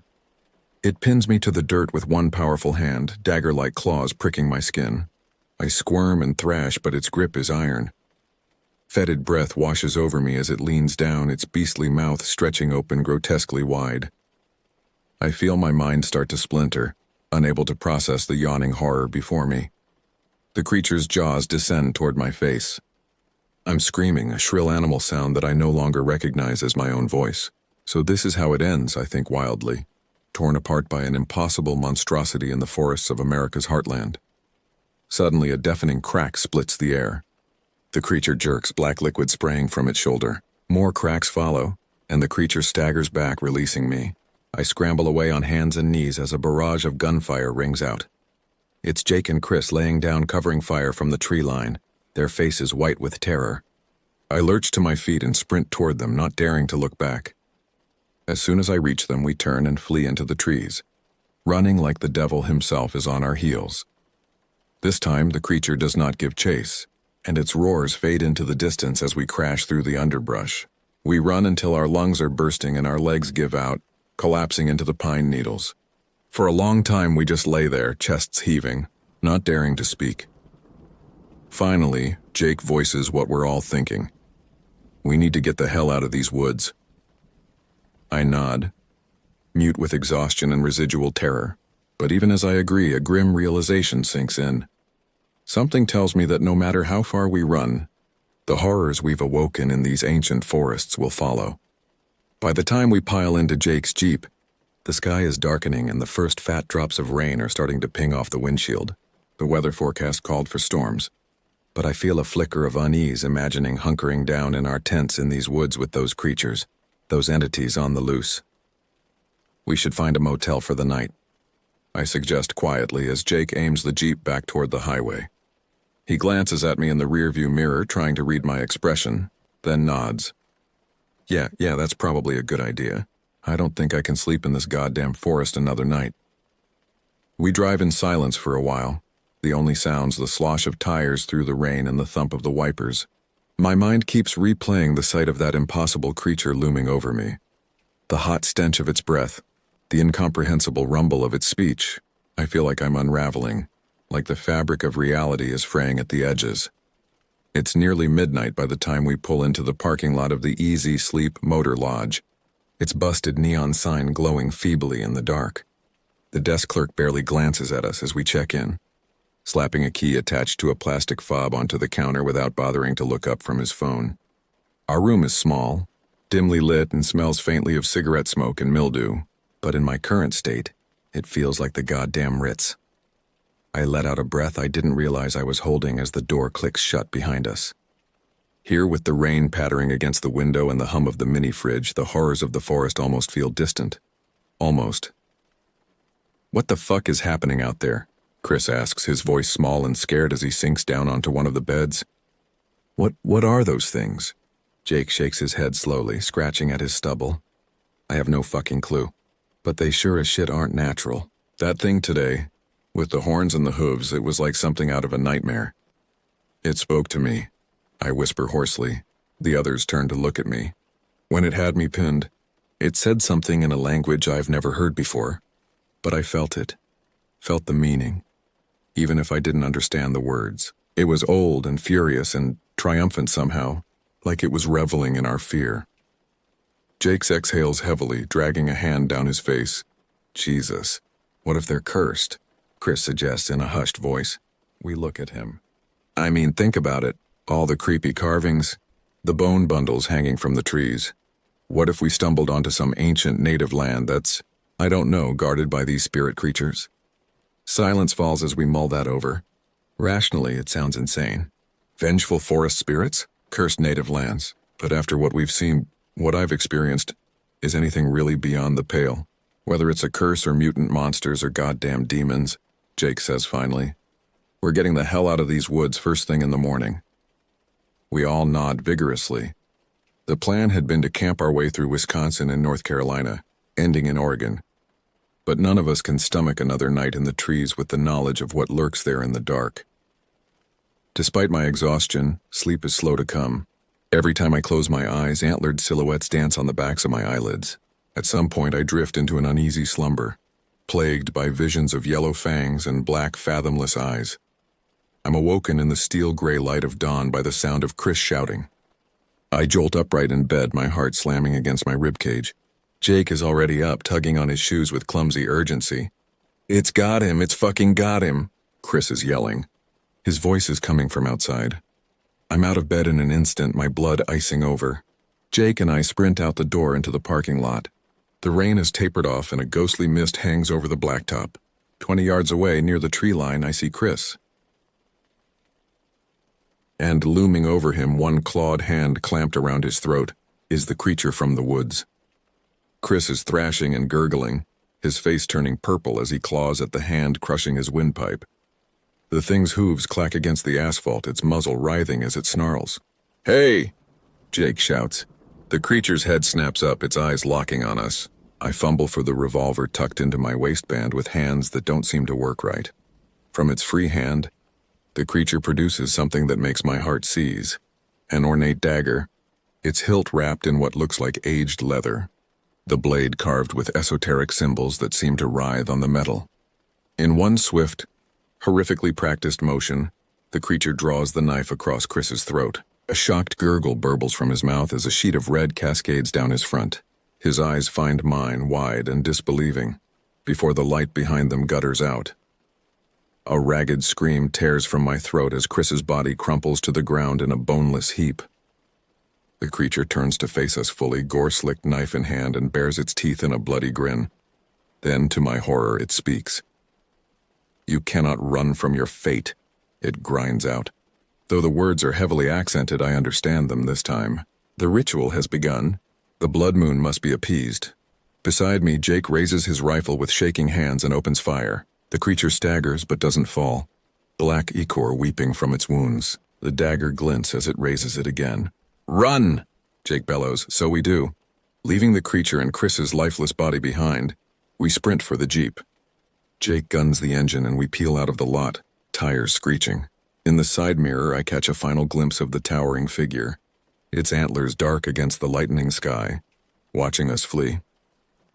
Jake grips the steering wheel with white knuckles, his breath coming hard and ragged. "Fuck," he says. "Fuck, fuck, fuck." I'm mute with shock, my mind still trying to process the image of Chris crumpling lifelessly to the ground, his throat a gaping second mouth. I feel like I'm going to vomit. The road winds through the misty forest as the sky transitions from gray to pale, washed-out blue. We put mile after mile between us and the motel, but I can still feel the weight of the creature's stare, Still hear the wet choking of Chris's final breaths. It's not until the gas gauge is hovering near empty that Jake finally slows, pulling over at a rest stop. For a long moment we just sit there as the engine ticks, staring out the windshield. What do we do now? I croak finally, my voice raw. Jake shakes his head helplessly. I don't know. Fuck, that thing killed Chris. It slit his goddamn throat like it was nothing. His voice cracks on the last word. I swallow hard. The creature's words replay in my head. The ritual has begun. The blood moon must be appeased. A chill spider walks up my spine. It said we can't run from our fate, I say hoarsely. That the ritual has begun. Jake, I think it's going to hunt us down. No matter where we go. Jake drags a hand through his hair, his eyes haunted and desperate. Then we need to figure out how to stop it. Before it kills us too. But I can already feel the cold certainty sinking into my bones like a frost. It's too late. Whatever we've awoken, whatever ancient rite we've set in motion, there's no going back now. The primordial evil we found lurking in the heart of the American wilderness has its hooks in us. And one way or another, it will see this blood moon ritual through to its grisly end. Cloistered in a public library in Madison, surrounded by the comforting smell of old books, I almost managed to convince myself that the whole thing has been a prolonged nightmare. That Chris isn't dead, his life snuffed out by an impossible horror. That Jake and I aren't being stalked by beings that shouldn't exist outside of myth and campfire stories. Almost. But every time I close my eyes, I see the creature's malevolent gaze, its dripping knife. I hear its words echoing in the ancient tongue that I somehow understood. The ritual has begun. We'd fled north after the attack at the motel, putting Indiana and Illinois behind us in a fearful blur. I kept imagining I saw the creature in every passing tree, waiting on the side of every lonely road. But if it was out there, it didn't show itself again. Now holed up in Madison, we're desperately searching for answers. I'm poring over books of Native American legends and folklore while Jake scours conspiracy theory forums on his laptop, searching for any hint, any clue about the ungodly things that have invaded our reality. I pause on a passage detailing a myth from the Algonquin tribes of the Great Lakes region. It tells of spindly, antlered beings said to stalk the deep woods, the Wendigo, creatures with an insatiable hunger for human flesh, whose name means the evil spirit that devours mankind. A shudder runs through me as I read an account of a Wendigo draining the blood from its still living victims to sate its endless thirst. The ritual, it said. Skinwalkers, Jake says abruptly, making me jump. I glance over at him as he leans toward his laptop screen, eyes wide. The Navajo have legends about skinwalkers, medicine men who used evil magic to shapeshift into animals or animal-human hybrids. They had deer or coyote heads on human bodies. My mind flashes to the hulking figure from the forest, its body a twisted collage of man and beast. The perfect camouflage for the woods, I murmur. Jake nods, chewing his lip. Says here the Navajo were scared shitless of them. That they'd kill entire families, drink their blood. They were tied to all sorts of dark rituals to gain power. I listen with growing nausea as Jake details the alleged rites of the skinwalkers, killing those close to you as a blood sacrifice, defiling sacred spaces, summoning evil spirits to do your bidding. Every word rings harrowingly true, like puzzle pieces clicking into place to form a picture of our own private hell. The blood moon, I say hoarsely. Both of us fall silent, remembering the creature's parting declaration. I grab Jake's arm, sudden terrible certainty crystallizing in my gut. Jake, when's the next full moon? His face drains of color as he reaches for his phone with numb fingers. A few taps later, he looks up at me in mute horror. He turns the screen toward me. There, under today's date, it reads, Full moon, total lunar eclipse. The blood moon, tonight. Jesus Christ, I whisper. The chill from my bones seeps outward, coiling around my hammering heart. It's coming for us. We don't know that, Jake says, but there's no conviction in it. Maybe it's done with us. Even as he says it, I can see the flicker of desperate hope dying in his eyes. And I know, in that dark and certain place that has opened up inside me, that he's wrong. These creatures, the skinwalkers, the Wendigo, whatever ancient evil we've unleashed, it's not done with us, not by a long shot. The signs are all around us now that we know how to look. Prints like hoofbeats in the mud outside the library, Splatters that could be old rust or old blood on the concrete. And that smell, like wet fur and decay, filtering in from the woods that crowd up against the town. They've found us. They've been watching us. And tonight, under the bloated red eye of the blood moon, they'll complete their ritual. With our deaths. I shake my head numbly, meeting Jake's terrified gaze. We have to get out of here, I rasp. We can't just wait for them to slaughter us. Jake nods jerkily, his eyes darting around the room as if expecting the shadows themselves to come alive. Where do we go? The woods? I bark a humorless laugh. And make it even easier for them? No, we need to get somewhere populated with lights and people. It's our only chance. We gather what meager weapons we have, Jake's hunting rifle, my revolver, a few knives, and burst out of the motel room into the blood-bathed night. In the distance I can hear the shrieks and howls of the skinwalkers, a terrifying chorus drawing ever closer. We run, tripping and stumbling, putting as much distance as we can between us and the motel. My lungs burn and my muscles scream, but I don't dare slow down. I can feel the weight of their gaze on my back. Hear the rustling of their passage through the trees that line the road. After what feels like miles, we careen around a bend and spot Salvation, a lonely gas station, its fluorescence blazing defiantly against the darkness. A single car is parked out front beside the pumps. There, Jake pants, pointing. We put on a final burst of speed and race across the cracked pavement, shouldering through the glass door in a jangling of bells. The night clerk looks up from his magazine, startled. He's a kid, can't be more than 19, his acne-scarred face dawning with slow comprehension as he takes in our wild eyes and sweat-soaked clothes, the guns clutched in our shaking hands. Call the police, I gasp out, bracing my hands on my knees as I gulp for air. There's something out there in the woods hunting us. We need help now. The kid blinks at me, reaching slowly for the phone. But before he can even lift the receiver, an ungodly shriek rattles the windows. We whirl to see dark shapes bounding out of the forest towards the gas station, the skinwalkers no longer even pretending to hide. Oh, Jesus, Jake says. He fumbles with his rifle, racks a round into the chamber. I do the same with my revolver, trying to still my trembling hands.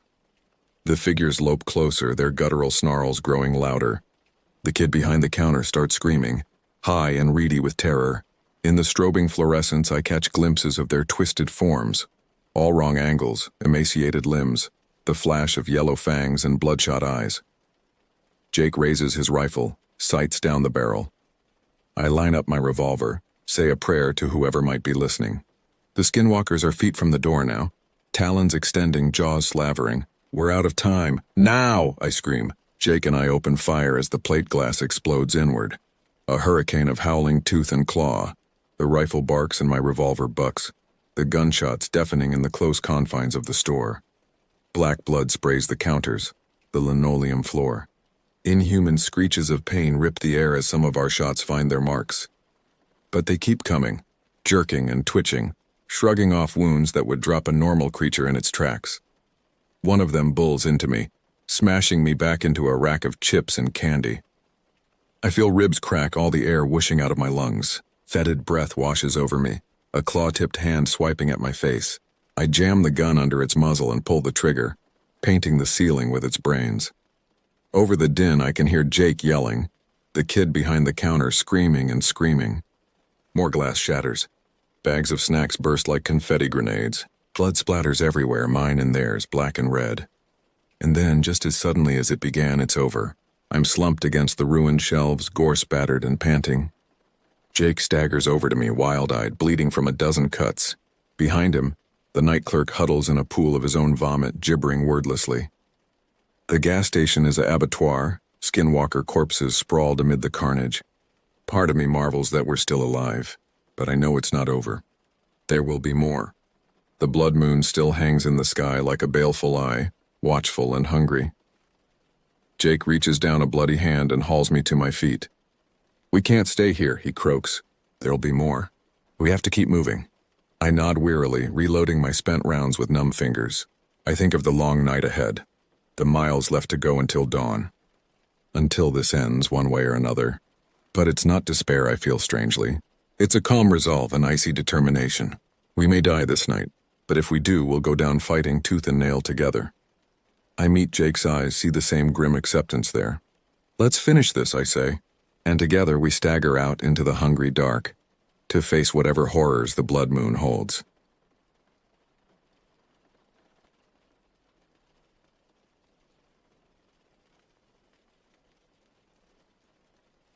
The first rays of dawn were just beginning to filter through the dense canopy of the Slaw National Forest as I zipped up my jacket and stepped out of the ranger station. The crisp Oregon air filled my lungs, carrying with it the scent of pine and damp earth. It was a smell I'd grown to love over the past 5 years, a far cry from the exhaust fumes and concrete of my former life in the city. My name is James Hawthorne, and I'm a search and rescue officer for the United States Forest Service. It's a job that found me rather than the other way around, and it's as far from my original career path as you can get. Growing up in Chicago, I was the black sheep of my family, the nature-loving oddball in a long line of successful business people. My parents had my life all mapped out: Ivy League education, MBA, cushy corporate job. And for a while I played along. I got my degree from Northwestern, landed a job at a prestigious consulting firm, and spent my days in a suit and tie, crunching numbers and crafting PowerPoint presentations. But every weekend, I'd find myself escaping to whatever patch of green I could find. Local parks, nature preserves, anything to scratch that itch for wilderness that had been growing inside me since childhood. It wasn't enough.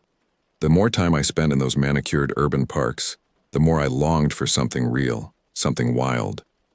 The breaking point came during a particularly soul-crushing week of back-to-back client meetings. I remember sitting in my corner office, staring out at the Chicago skyline and feeling like I was suffocating. That night I went home and applied for every outdoor-related job I could find. My family thought I'd lost my mind when I told them I was leaving my 6-figure salary to become a search and rescue officer in Oregon. "You're throwing your life away," my father had said, his disappointment palpable. Maybe he was right. Maybe I was crazy. But as I stand here now, surrounded by towering Douglas firs and the morning mist rising from the forest floor, I know I made the right choice. The Slaw National Forest is a world unto itself. Covering over 1 million acres of land, it's a tapestry of diverse ecosystems. Old-growth forests give way to alpine meadows, while crystal-clear rivers carve their way through deep canyons. It's a place where you can walk for days without seeing another human soul, where the silence is so profound you can hear your own heartbeat. But it's not just the landscape that makes this place special. It's the history that seeps from every rock and tree. Native American tribes lived here for thousands of years before European settlers arrived. Loggers, miners, and pioneers all left their mark on these lands. And now, in the 21st century, it's become a haven for hikers, campers, and nature enthusiasts seeking to escape the modern world. Yet for all its beauty, the Slaw can be an unforgiving place. The weather can turn on a dime, plunging sunny days into freezing storms. The terrain is rugged and unforgiving, with sheer cliffs and treacherous ravines. And then there's the wildlife: bears, cougars, and other predators that remind us we're not at the top of the food chain out here. That's where I come in. My job is to find those who get lost in this vast wilderness, to bring them home safely. It's a job that requires a unique set of skills: part detective, part outdoorsman, part medic. Every search is different, every rescue a puzzle to be solved. My partner in this work is Dennis Callahan, a guy who couldn't be more different from me if he tried. Where I'm all about the wilderness experience, Dennis is here for the paycheck and the solitude. He's a good man to have at your back in a tough situation, but he doesn't share my passion for the forest. More than once he's told me he thinks I'm crazy for loving this job so much. "You know, James," he said to me once as we were setting up camp during a 3-day search, "most people would kill for the kind of job you left behind. Me, I'm just trying to get by. But you? You act like every day out here is Christmas morning." I couldn't argue with him. Every day in these woods is a gift, a new adventure waiting to unfold. But little did I know that the adventure ahead of us would test not just our skills, but our very understanding of the world around us. It was a routine morning when everything changed. The call came in just as I was finishing my first cup of coffee. A missing hiker. Not uncommon in these parts, but something about this one felt different from the start. I couldn't have known then how this search would upend my world, How it would force me to question everything I thought I knew about these woods I'd come to call home. This is the story of that search, of the horror we uncovered in the depths of the C.O. Slaw National Forest. It's a story of survival, of the thin line between the known and the unknown, and it's a warning to those who think they understand the wilderness. Because out here in the shadow of ancient trees and ageless mountains, there are secrets. And some secrets, once uncovered, can never be forgotten. The call about Alice Whelan came in on a crisp autumn morning. She was a 22-year-old college student from Portland, an experienced hiker who'd ventured into the Alsea River area for a week-long solo camping trip. Her family hadn't heard from her in 2 days, well past her scheduled check-in time. "Probably just lost track of time," Dennis said as we loaded up our truck. "You know how these college kids are." But I couldn't shake the feeling that this was different. Maybe it was the way the dispatcher's voice trembled slightly, or the fact that Alice was known to be meticulous about her hiking plans. Whatever it was, a sense of unease had settled in my gut. The drive to the trailhead was tense. Dennis tried to fill the silence with small talk, but my responses were curt. My mind was already in search mode, running through scenarios, planning our approach. When we arrived at the parking lot, Alice's blue Subaru sat alone, a thin layer of dew on its windows suggesting it hadn't been moved in days. We geared up quickly, each of us carrying enough supplies for a 3-day search if needed. The trail started off easy enough, a well-maintained path winding through towering Douglas firs. But as we pushed deeper into the forest, the trail narrowed, becoming overgrown in places. "Alice," I called out every few minutes, my voice echoing through the trees. Only the occasional bird call answered. Hours passed. The forest grew denser, the light dimming as the canopy thickened overhead. We found nothing. No discarded gear, no signs of a campsite, not even a stray boot print. "Maybe we should head back, try a different trail tomorrow," Dennis suggested as the afternoon waned. I was about to agree when something caught my eye. A flash of color against the brown and green of the forest floor. I moved closer, pushing aside a fern, and felt my heart skip a beat. It was a small notebook, its pages damp and swollen from the forest's humidity. On the cover, in neat handwriting, "Property of Alice Whelan." "Dennis," I called, my voice tight. "I've got something." He jogged over, his eyes widening as he saw the notebook. "Well, I'll be damned." I flipped through the pages carefully. Most of it was typical hiking journal stuff. Notes on trail conditions, wildlife sightings, sketches of plants. But the last entry made my blood run cold. Day 5. Something's wrong. The forest feels different. Sounds that shouldn't be there. Shadows moving when they shouldn't. I'm cutting my trip short. Heading back tomorrow. If anyone finds this, please. The entry cut off abruptly, a long ink streak trailing off the page as if Alice had been startled mid-sentence. Dennis read over my shoulder, his earlier skepticism evaporating. What the hell happened to her? I shook my head, tucking the notebook into my pack. I don't know, but we need to keep moving. She can't be far. We pushed on, our senses heightened, every snapping twig and rustle of leaves setting us on edge. The forest seemed to close in around us, the trees pressing closer, their branches reaching out like gnarled fingers. As dusk approached, we finally found her campsite. It was a small clearing, barely big enough for her tent. A half-burned log smoldered in a makeshift fire pit, wisps of smoke curling upward. Her tent was still erected, but the zip was open, the interior dark and empty. "Alice?" I called out, my voice sounding thin and weak in the gathering gloom. We searched the campsite methodically, but found little of note. Her sleeping bag was still inside the tent, along with some clothes and a book. But her backpack was missing, along with her hiking boots. "Looks like she left in a hurry," Dennis muttered, pointing at the scattered gear. I nodded, a chill running down my spine that had nothing to do with the cooling air. Yeah, but why leave the tent? And where's her pack? We decided to make camp there for the night. Neither of us said it, but we both knew the chances of finding Alice alive were dwindling with each passing hour. Sleep didn't come easy. The forest was alive with sounds, the hoot of an owl, the rustle of small animals in the underbrush. But there was something else, something I couldn't quite put my finger on. A presence almost, as if the very air around us was charged with some unseen energy. I must have dozed off eventually, because the next thing I knew, Dennis was shaking me awake. The pale light of dawn was just beginning to filter through the trees. "James," he hissed, his face pale. "Listen." I sat up, straining my ears. At first I heard nothing unusual, just the normal sounds of the forest waking up. But then I caught it, a faint rhythmic sound almost like breathing, but deeper, more resonant. It seemed to be coming from everywhere and nowhere at once.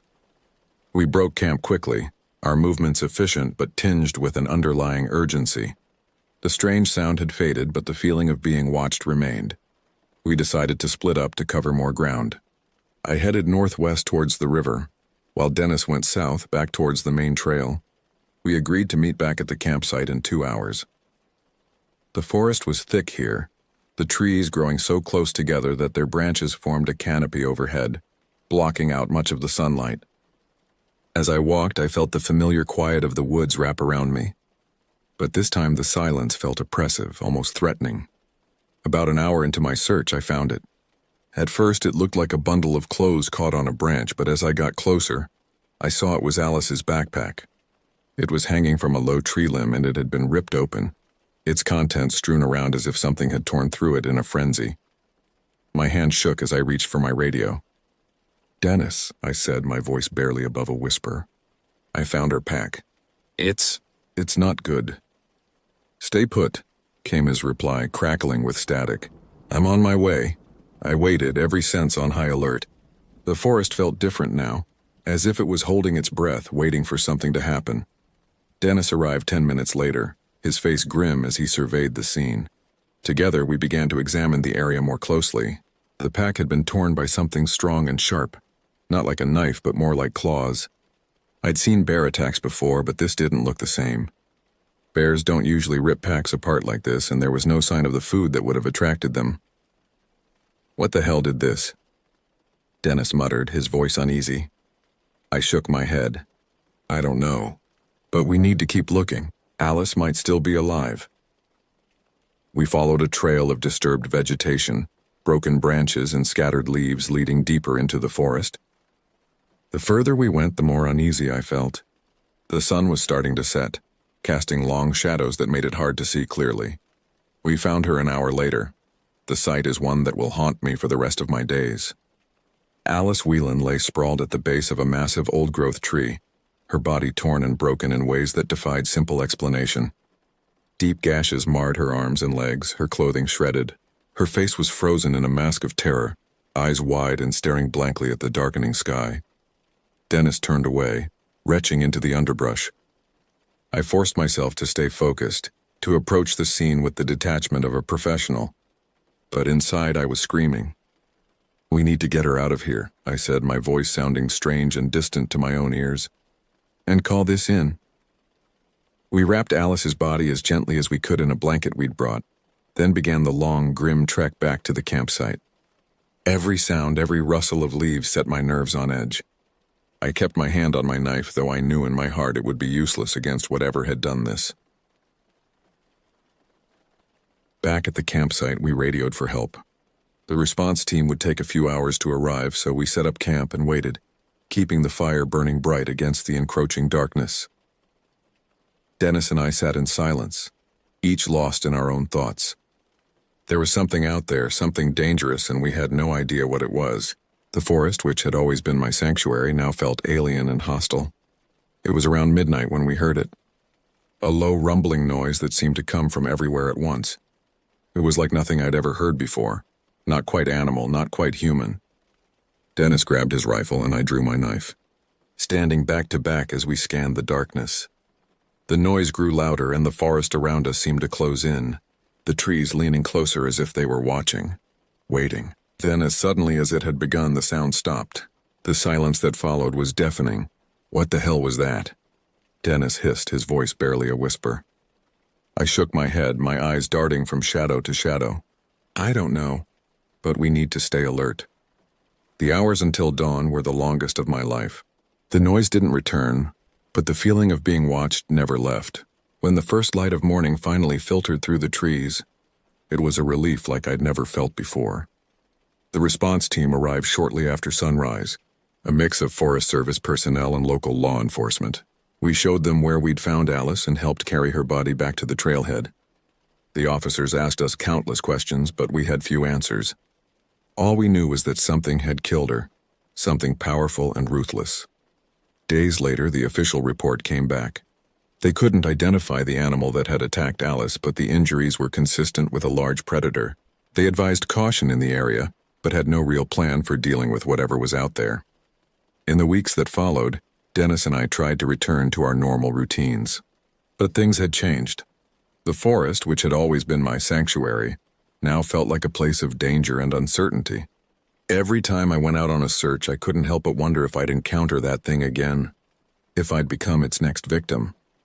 One evening, about a month after the incident, Dennis and I were sitting in the ranger station going over maps for an upcoming search. The silence between us was heavy, charged with unspoken fears. "Do you think it's still out there?" Dennis asked suddenly, breaking the silence. I looked up from my map, meeting his gaze. "Yeah," I said quietly. "I do." We fell silent again, each lost in our own thoughts. Outside the window, the forest loomed dark and imposing, the trees swaying gently in the wind. I didn't know what the future held, but I knew one thing for certain. Whatever was out there, it was far from finished. In the months that followed, there were more incidents. Hikers reported strange noises, unexplained movements in the undergrowth. 2 more people went missing, their bodies never found. The Forest Service increased patrols, but it felt like putting a Band-Aid on a gushing wound.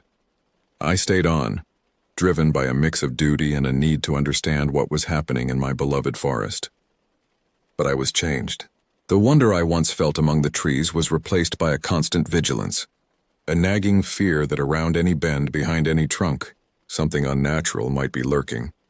Sometimes, on quiet nights when the wind is still, I think I can hear it, that low, rumbling sound that defies explanation, and I wonder, not for the first time, if in choosing this life in the wilderness, I've stumbled upon something ancient and terrible, something that was never meant to be discovered.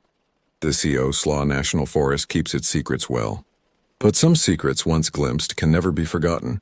And in the deepest, darkest parts of these woods, something is stirring, waiting, watching, and sooner or later it will make itself known again.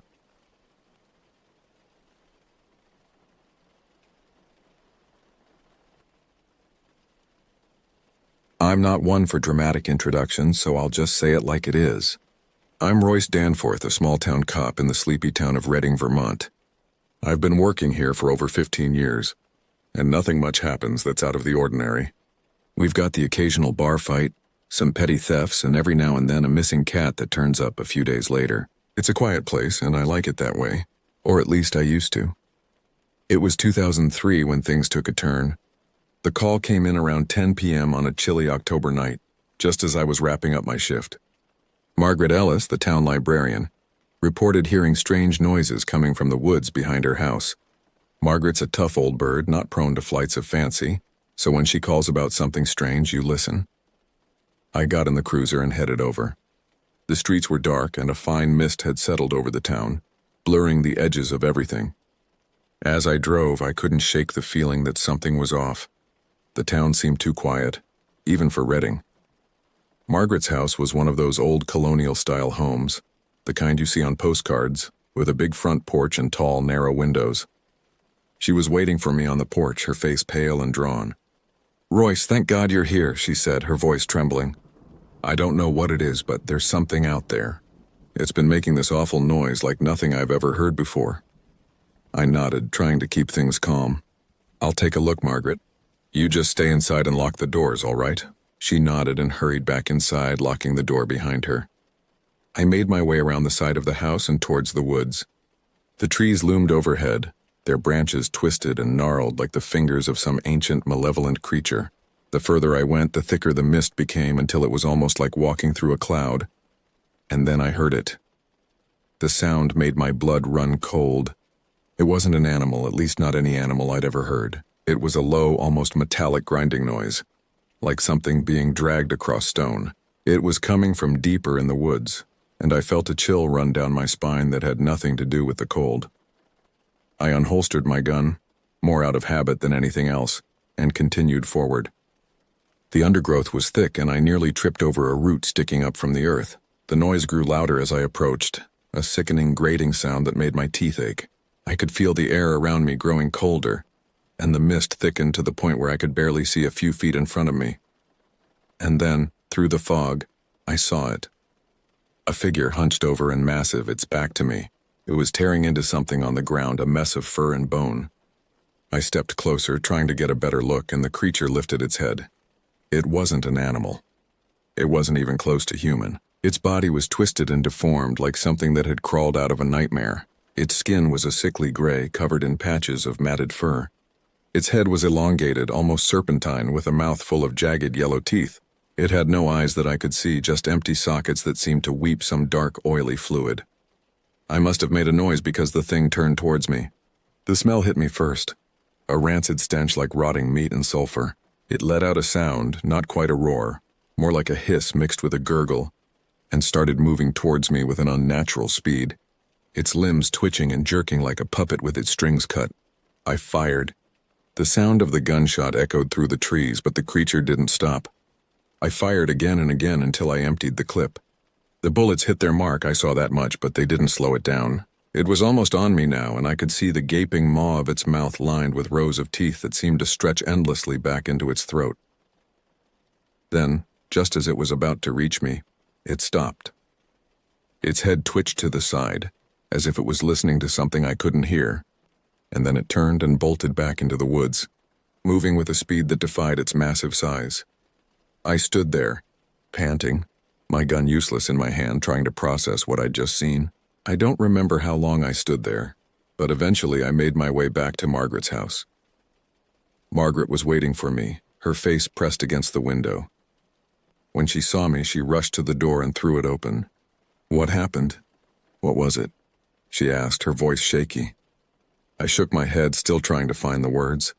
"I don't know, Margaret. I don't know what it was, but it's gone now." She nodded, but I could see the fear in her eyes. "You saw it, didn't you? You saw the thing that's been killing the animals?" I didn't answer, just gave her a nod. I didn't want to scare her more than she already was. "I'm going to call in some backup," I said. "You stay inside and keep your doors locked, all right?" She nodded again, and I could see the relief in her eyes as she closed the door. I got back into the cruiser and radioed for backup. I told them there was a dangerous animal in the woods and that we needed to cordon off the area. Within half an hour, a few more units arrived. We set up a perimeter around the woods, but we didn't go in. Not yet. I wasn't sure what we were dealing with, and I didn't want to send anyone in there blind. A few hours later, the sun started to come up and the fog began to lift. We went into the woods then, me and a couple of the other officers. We found the body of the animal the creature had been tearing into. It was a deer, or what was left of it. There wasn't much, just bits of fur and bone scattered around like the thing had chewed it up and spit it out. We searched the area for any sign of the creature, but there was nothing. No tracks, no blood, nothing.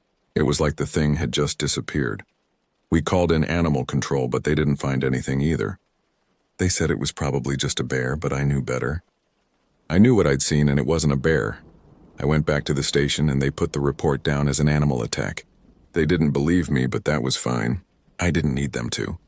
I knew what I'd seen, and so did Margaret. That was enough for me. In the days that followed, I couldn't shake the memory of what I'd seen in those woods. I tried to go about my normal routine, but everything felt off. The town seemed quieter, more subdued. People were staying in after dark, locking their doors, keeping their pets inside. I started digging into the town's history, looking for anything that might explain what I'd seen. I spent hours at the library, poring over old newspapers and town records.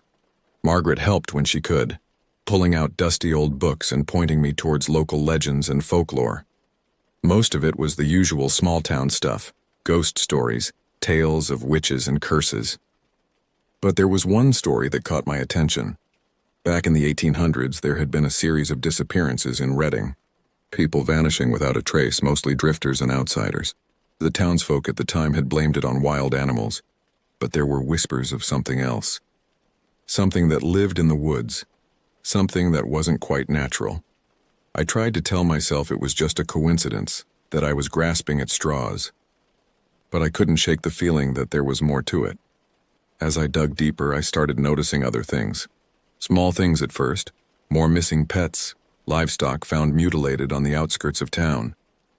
Then bigger things. A hiker went missing in the state park just outside of town.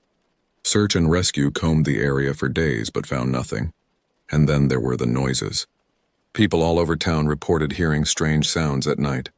A low rumbling growl, a high-pitched keening that set their teeth on edge.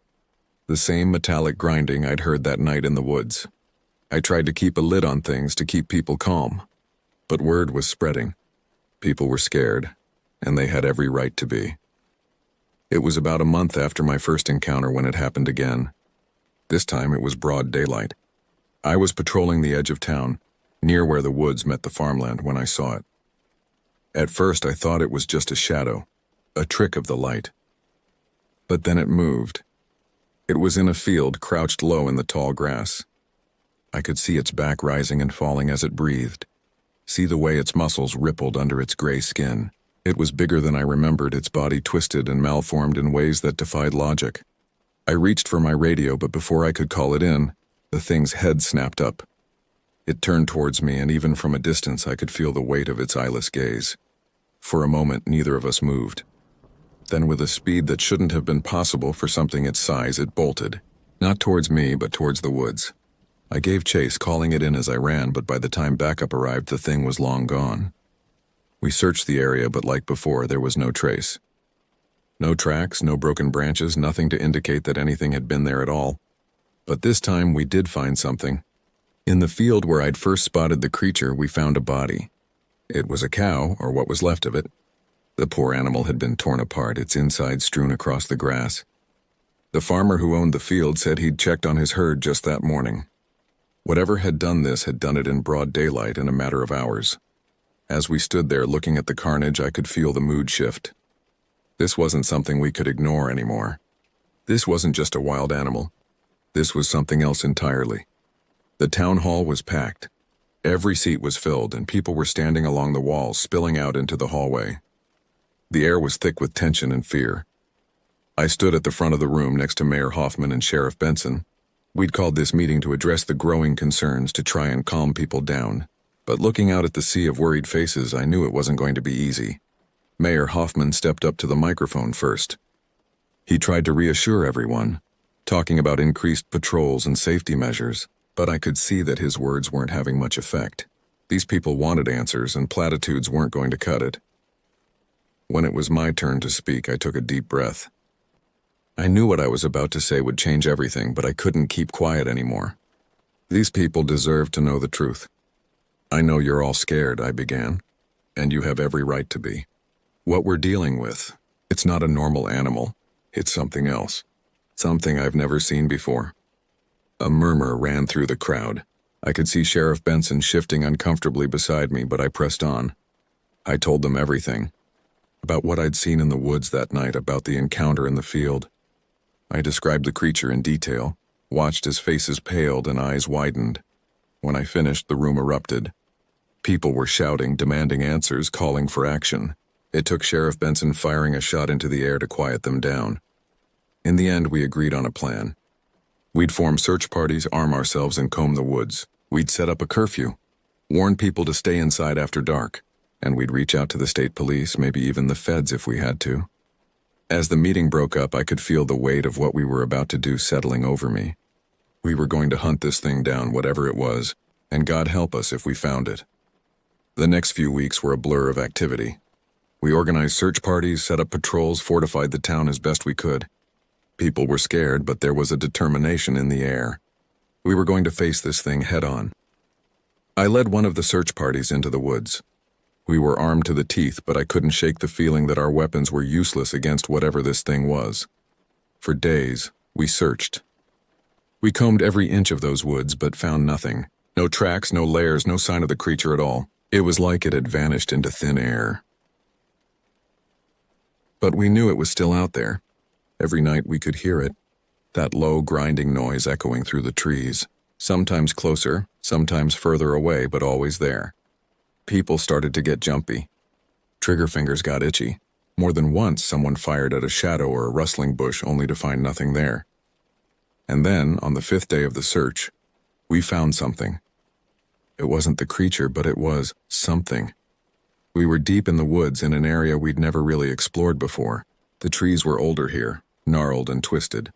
The air felt heavy, oppressive. And then we saw it. It was a clearing, perfectly circular, about 50 feet across. In the center was a stone structure, like an altar or a tomb. It was old, covered in moss and lichen, but you could still make out strange symbols carved into its surface. As we approached, the air seemed to thicken. The sounds of the forest fell away, leaving an eerie silence. And then we heard it. That grinding noise, louder than ever before, coming from all around us. We formed a circle, backs to each other, weapons raised. But there was nothing there. Nothing we could see, anyway. But we could feel it. A presence, malevolent and ancient, watching us. And then, as suddenly as it had started, it stopped. The noise cut off. The oppressive feeling lifted. We were left standing there, hearts pounding, trying to make sense of what had just happened. We took photos, made notes, but we didn't touch anything. Something told me that disturbing this place would be a very, very bad idea. As we made our way back to town, I couldn't shake the feeling that we'd stumbled onto something big. Something that went beyond a simple monster in the woods. This was older, deeper, and I had a sinking feeling that we were in way over our heads. Back in town, things were getting worse. People were on edge, jumping at shadows. There had been more sightings of the creature, always just glimpses, always on the outskirts of town. I threw myself into research, trying to find any information about the stone structure we'd found. I spent hours in the library, poring over old books and records. Margaret helped when she could, but even she seemed shaken by what was happening. And then, buried in an old journal from one of the town's founders, I found something. A reference to an ancient evil. Something that had been in these woods long before the town was built. Something that slept for years, decades at a time, only to wake and feed. The journal spoke of a pact, a deal made with this thing. The town would provide sacrifices, and in return the creature would leave them in peace. But as the years passed, the pact was forgotten. The sacrifices stopped, and now it seemed the creature had awakened once more. I didn't want to believe it. The idea that our town, our home, could have such a dark secret was almost too much to bear. But as I read more, as I pieced together the clues, I knew it was true. The disappearances over the years, the missing people that were never found. They weren't accidents or runaways. They were sacrifices. I sat there in the library, surrounded by dusty old books, feeling the weight of this knowledge settle over me. I knew I had to tell someone, had to do something. But who would believe me? And more importantly, what could we do about it? As I left the library that night, I could feel eyes on me. Not just the nervous glances of my fellow townspeople, but something else. Something watching from the shadows, patient and hungry. I made my way home, my mind racing with what I'd learned. The weight of the town's dark history pressed down on me, making each step feel like I was wading through mud. I knew I couldn't keep this to myself, but I also knew that sharing this information could tear our community apart.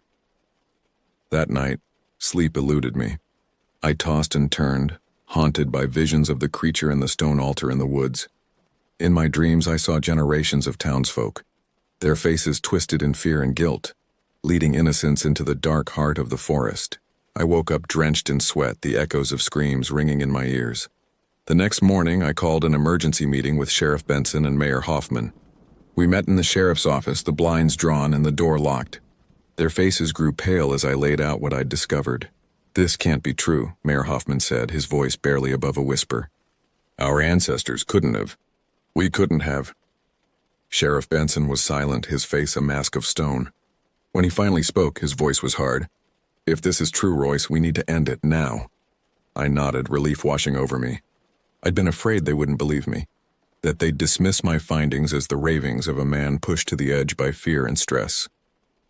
But they believed me, and more importantly, they were ready to act. We spent the next few hours planning. We couldn't tell the whole town. The panic it would cause would be catastrophic.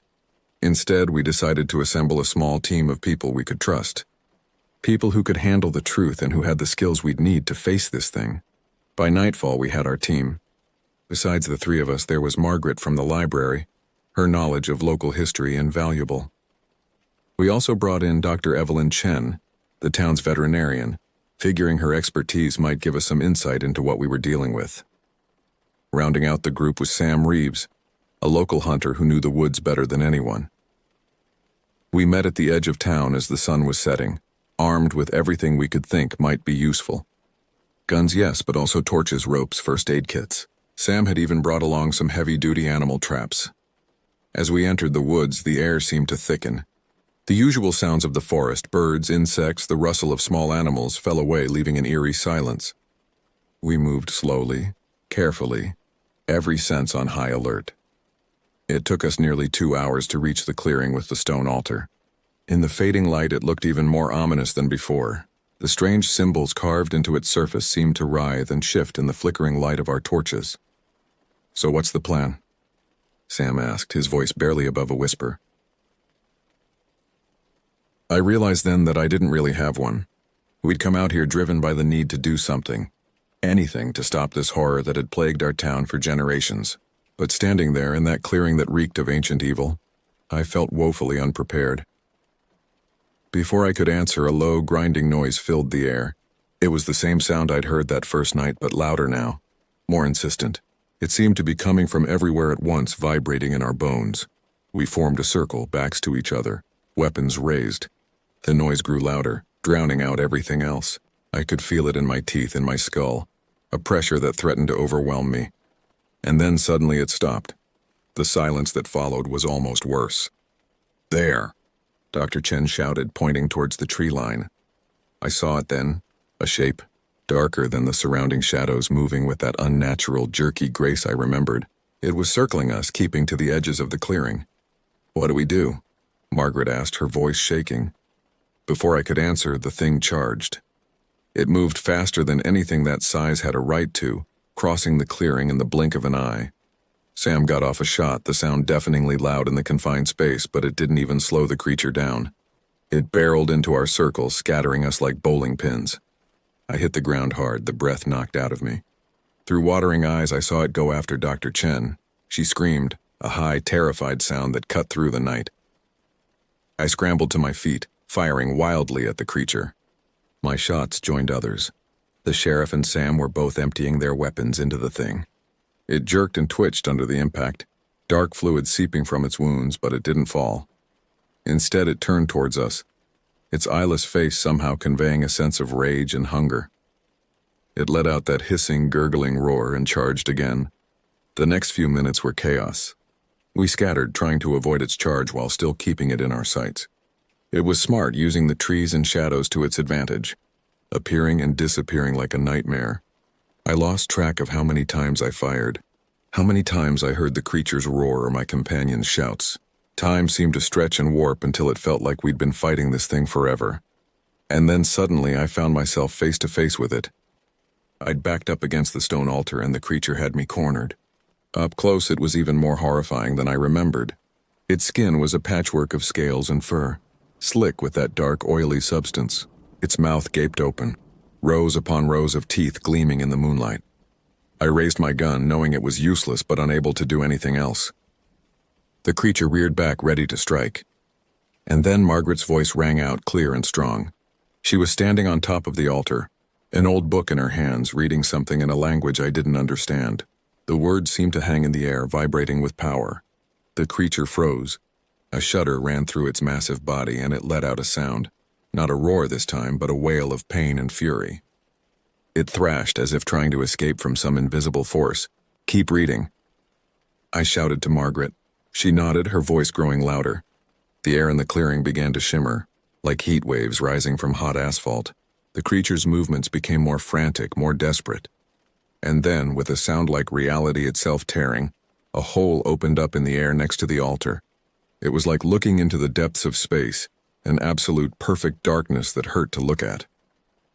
The creature let out one final defiant roar, and then, as if pulled by some immense force, it was dragged into that impossible darkness.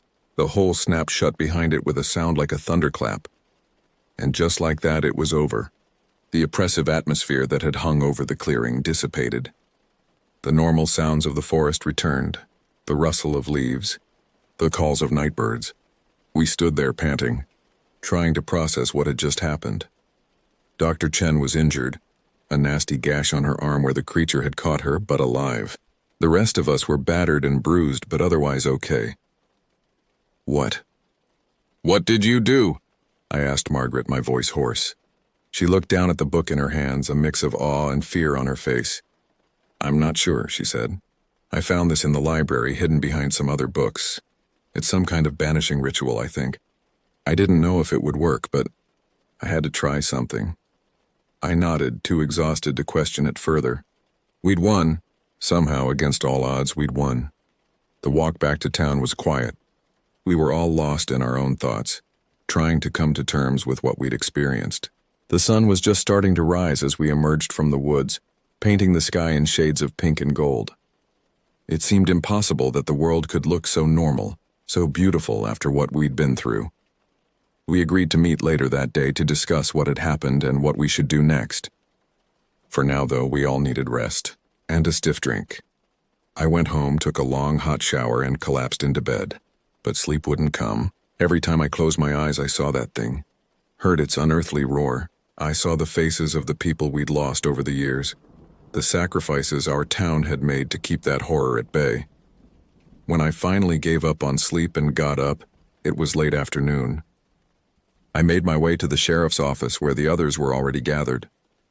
The mood was somber as we discussed what had happened. We all agreed that the town needed to know the truth, or at least some version of it. We couldn't keep this secret any longer, but how do we tell them? Mayor Hoffman asked. How do we explain all of this? It was a good question, and one I didn't have a good answer for. How do you tell a town that their ancestors made a deal with a monster? That people they knew, people they loved, had been sacrificed to keep that monster satisfied? In the end, we decided on a version of the truth. We'd tell them about the creature, about the battle in the woods. We'd tell them it was gone now, banished. But we'd leave out the part about the town's complicity. It was cowardly, perhaps, but we reasoned that knowing the full truth would do more harm than good. The town meeting was difficult. People were scared, angry, confused. There were those who didn't believe us, who thought we were making it all up. But there were enough people who'd seen something, who'd heard the noises in the night, that most accepted our story. In the weeks that followed, things slowly began to return to normal. Or as normal as they could be, given what had happened. The fear lingered, of course. People still looked over their shoulders, still jumped at unexpected noises. But as time passed and nothing happened, that fear began to fade. For my part, I couldn't let it go. I spent my free time researching, trying to find out more about what we'd faced. Margaret helped, using her librarian skills to dig up old records and obscure texts. We learned that our town wasn't the only one to have faced something like this. There were stories from all over the world spanning centuries of similar creatures. Some called them demons, others ancient gods. Whatever they were, it seemed they'd been haunting humanity for a very long time. But we'd beaten ours. We'd face the darkness and come out the other side. And if it ever came back, well, we'd be ready. It's been a year since that night in the woods. Reading has changed. We all have. There's a wariness now, a knowledge that the world is bigger and stranger and more dangerous than we'd ever imagined. But there's something else too. A strength, a resilience. We faced the unimaginable and survived. We protected our home, our people. I still have nightmares sometimes. I still find myself looking over my shoulder, especially when I'm near the woods. But I also find myself appreciating things more. The quiet beauty of our town, the kindness of its people, the simple joy of a sunrise or a clear night sky. We don't talk about what happened much. Those of us who were there that night, we have a bond now, unspoken but strong. We meet sometimes, share a drink, remind ourselves that it was real. And if sometimes on quiet nights I think I hear a faint grinding noise from the direction of the woods, well, I tell myself it's just the wind in the trees. Just the wind. But I keep my gun close just in case. Because if there's one thing I've learned, it's that the monsters are real, and someone has to stand ready to face them. That someone is me. Royce Danforth, small-town cop. Monster hunter. God help us all.